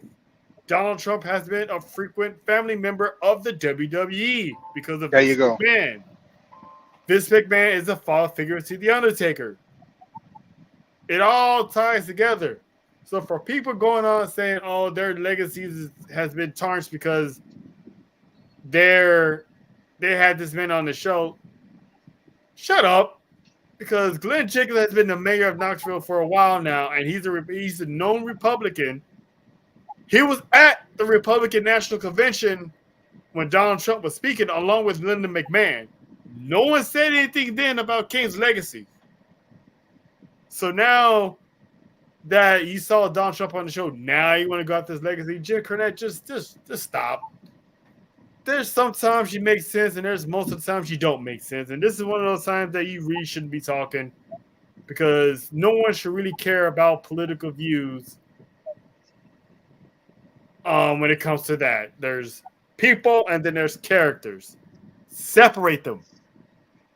Mhm. Like, it's like, come on now. Like, some of these people, you can tell have been Republicans this whole damn time, and no one cared. And now they want to care because Donald Trump's on. I could care less that Donald Trump was on this show. I didn't watch the show. Didn't plan on watching the show. I got too much time on my hands. But I'm not going to think anything less of Mark Calloway and Glenn Jacobs just because they had a meeting with Donald Trump. Glenn Jacobs is a Republican mayor. Why is everyone surprised? It's like, come on, get a grip. And that's Well, look, go ahead. I got something to add to that. Yeah, go ahead. The call out I was gonna say was revolving that. I wanted to call out Kamala Harris and her team for putting Vince McMahon and Donald Trump shaking hands on her commercial ad. Oh, I don't know if anybody caught that. I didn't When see they was that talking, commercial ad. when they was talking about putting, he's just trying to put money into the billionaire's pocket, back into their pocket. Vince McMahon was the last person that they showed. And given what's going on with Vince right now, I can see Yep. why you would. I can see why you think that'd be like a bad move by adding that on there. But at the same time, on these political campaigns, man, they go below the belt. So Oh yeah, they're ruthless. So putting that picture of Vince McMahon, I understand completely why they did it. So, because we all know how people view Donald Trump, chauvinist pig, anything and everything against females, and we all know the Vince McMahon allegations and stuff like that. So, I'm not surprised that picture was up. Yeah. I'm not surprised that picture was up. I'm not surprised, but I do understand that that part could have been left out. It was poor taste, so I get it. But those political ads, man, they cut deep. They cut to the white meat. So I'm not even surprised. And now we get to the final closing of this matter here. Jay kind of alluded to it. So I held my breath on this one because I want to wait. Mm-hmm. So it was announced Monday morning. I'd say early, late Monday morning, heading on to the afternoon. Samantha Irvin took to Twitter and said she was leaving WWE. Why? We don't know. At the time, we didn't know. And it sent a shitstorm of emotions from everybody, including our guy here, Jay Smoke. Because my guy feels type of way, and I understand because she quickly, despite the haters, including Earl Hebner Jr.,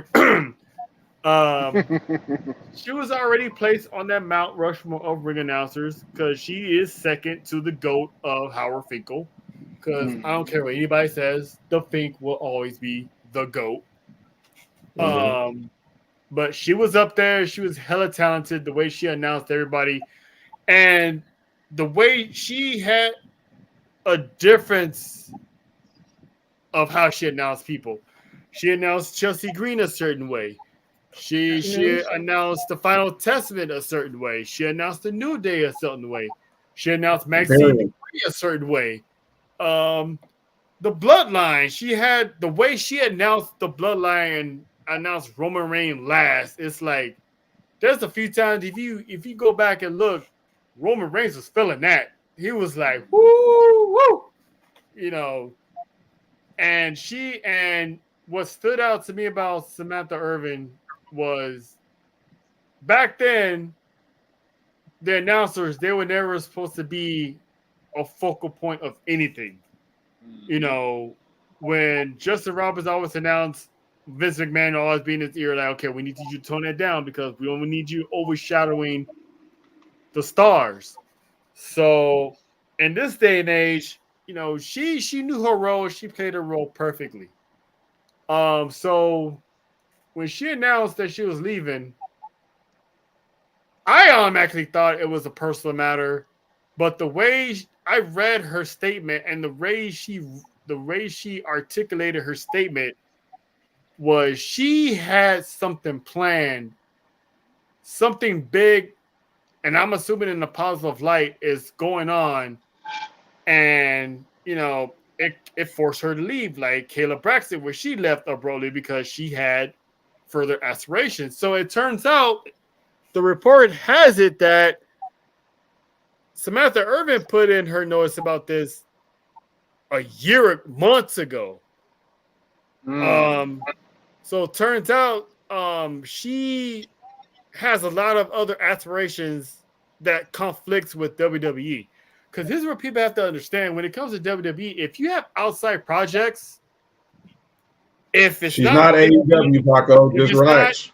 I'll get to that.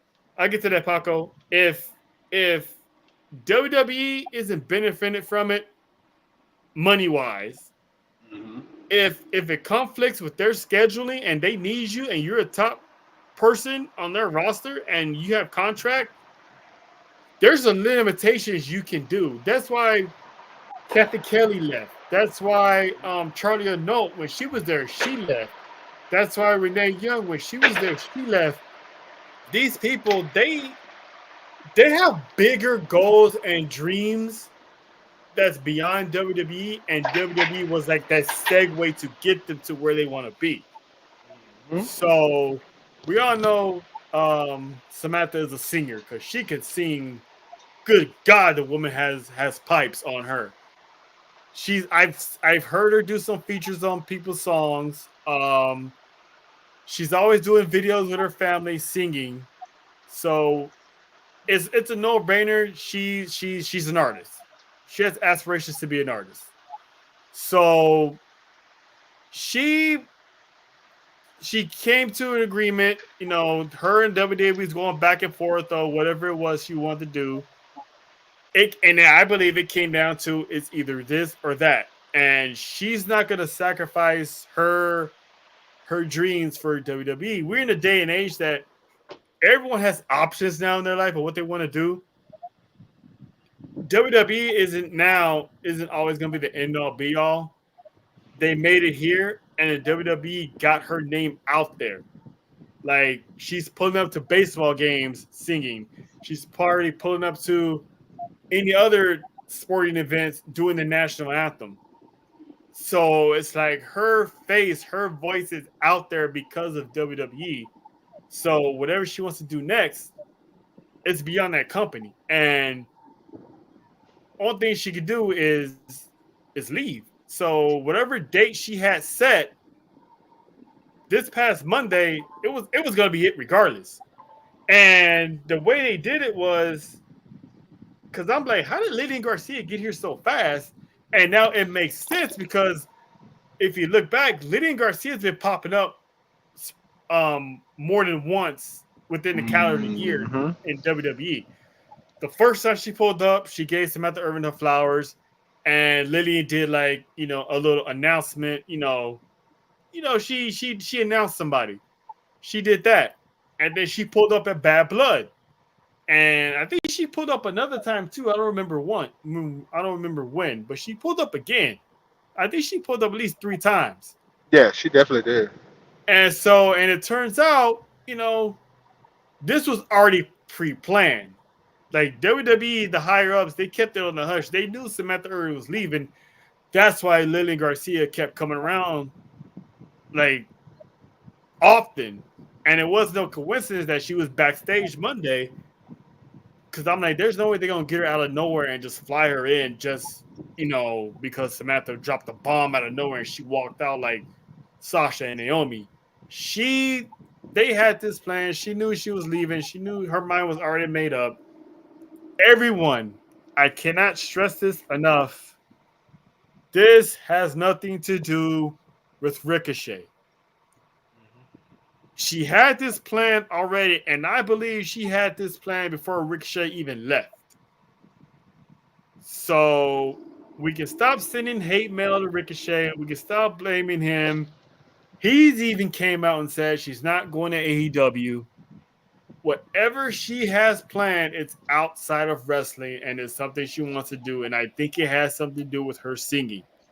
So stop blaming Ricochet. She's not going to WWE. She quit her contract. So whatever contract she has to honor it as far as she can't go to competition until that contract is up. We don't even know if it was the end of her contract, or we don't even know that in the middle of her contract she said, well, on this date I'm out of here. Mm-hmm. So I don't know what to tell you.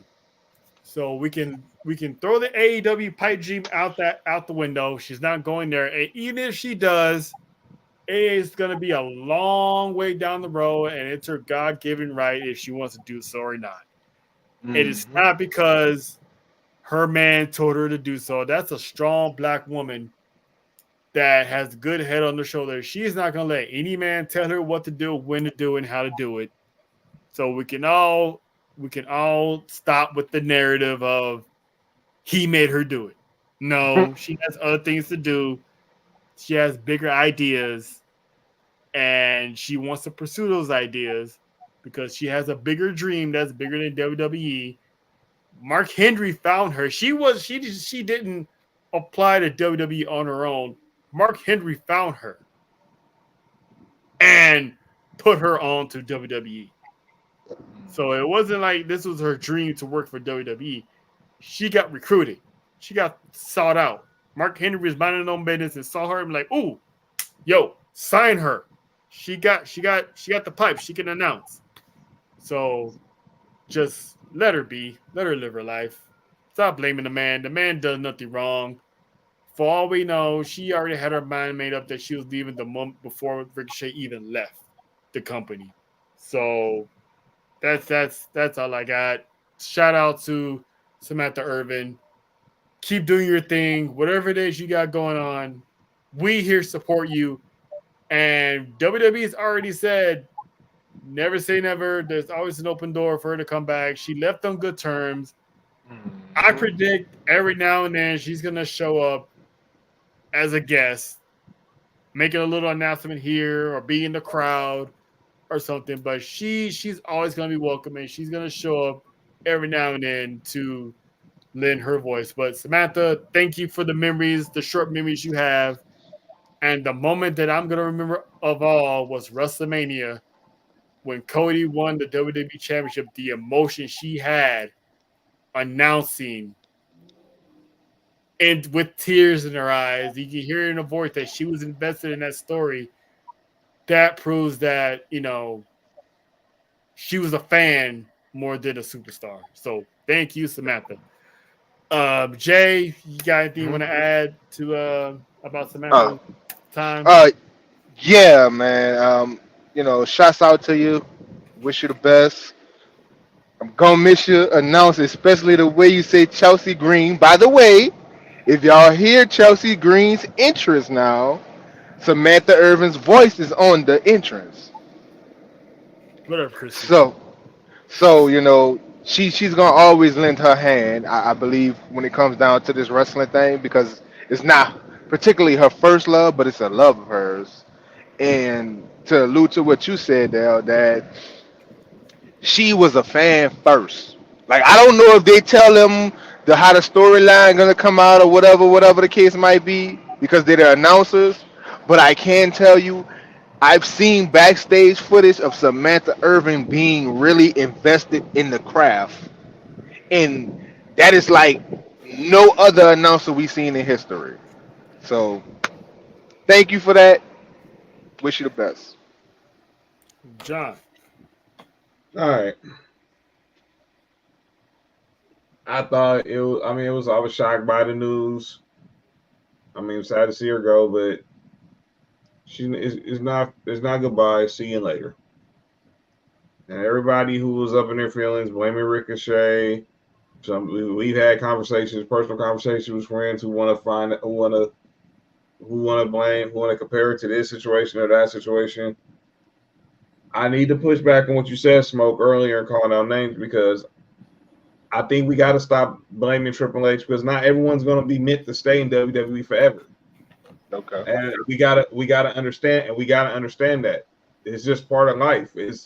We all watch sports. Teams don't these days and days. No one's pulling a 20-year with one squad like Kobe. LeBron has been on multiple teams. Kevin Durant, I'm watching right now, he's on multiple teams. There's not going to be many Steph Curry still left who's going to end up a career with one team. Klay Thompson's now on the Dallas Mavericks. So, I mean, everyone who's up in their feelings about Samantha leaving, they want to blame Triple H, they want to blame Ricochet, say she's going to AEW. No, we don't know, because she just said, we got to sometimes let some situations just breathe, because we don't let the shit breathe. We let our emotions take over. And look, I didn't want to see her go. I think she's great at what she does. But if she has other passions that prioritize more than wrestling, go get it. And that's simply what people got to accept it is. We probably going to see her in Vegas for Wale Mania. I mean, she's not going anywhere. She's just off doing other things. You heard, and Joe Tessitore signed her off perfectly. And obviously, I know a lot of people were on Lillian Garcia's head about how she botched a couple times. Hey, man, look, I'm a Dodgers fan. Been out the game for so long. Let her be. Clayton Kershaw, I'm a Dodgers fan. Clayton Kershaw's now lost a lot of MPHs on this fastball throughout the years. Let's give her CV time. She even posted on IG. She was nervous as hell.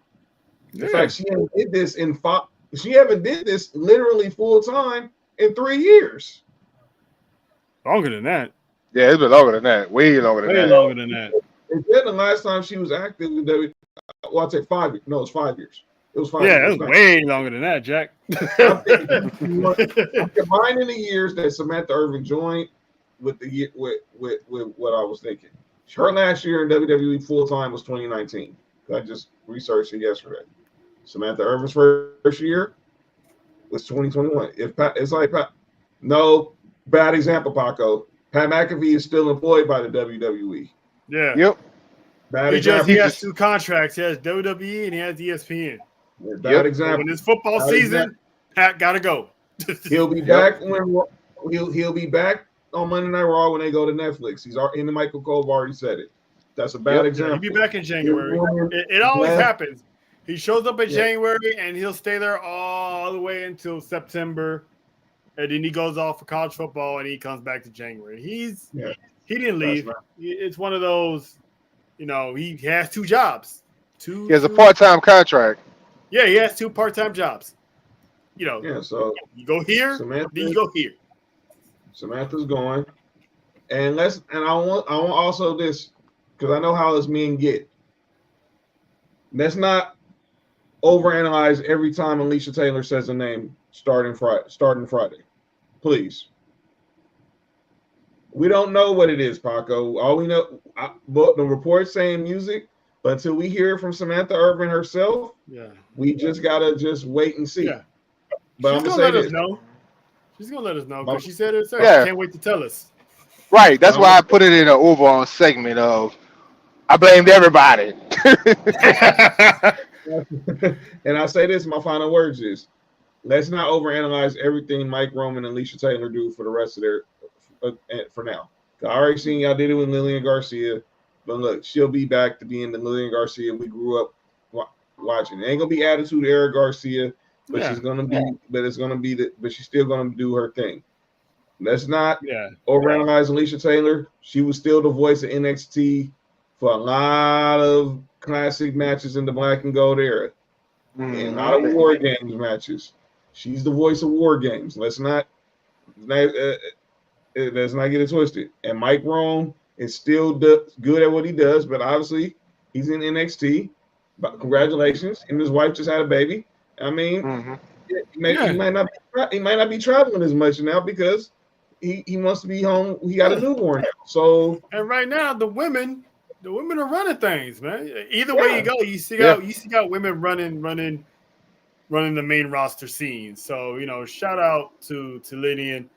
I know she slipped up. I'm like, she's been out the game for so long. It's like you expect her to just walk right on in and just pick it up like nothing. And from what I understood, she's back full time, but she's not the permanent ring announcer. Right? From what I heard, they're searching for a new ring. They're gonna be looking for a new ring announcer. So I don't think she's gonna be around that long. But I will say she's probably gonna be part of the John Cena Farewell Tour. So she's gonna be here for a while, but she's not gonna be here forever, so to speak. So who knows? Maybe Alicia Taylor might get the nod and switch over to Monday Night Raw. Who knows? But we'll be all right. She'll be all right. Samantha Irvin will be all right.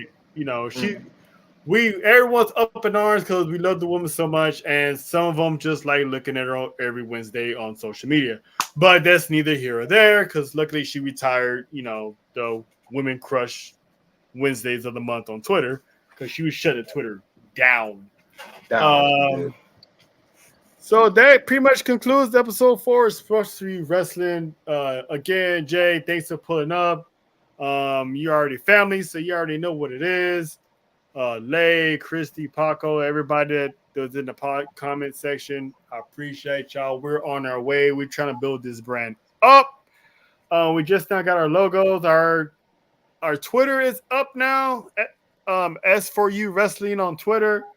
So look for that, and it will be a check mark soon. I will get that verified because we are certified, verified G's up in here. So we will work on that, and I'm going to go back to finish watching this basketball game because I still have a daytime job, unfortunately, for now. Again, Jay, thanks for pulling up.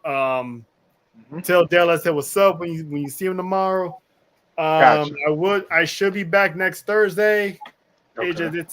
It's a hectic week. Venom's coming out tomorrow, so I'm gonna go see that. So that's I'm not gonna be around tomorrow, but I should be back next Thursday if everything goes well. Also, Sunday, we will be having NXT watch along for Halloween Havoc. More guys are more than welcome to pull up, get in the comments, watch along with us. I was gonna go to the Saints game, but I'm not. We got WrestleMania tickets that we gotta look out for, so my budget is strapped, and I'm not gonna waste it on my guys because right now we play like ass, and they don't deserve my $100 for a ticket. They're gonna drop pretty soon, trust me. Yeah.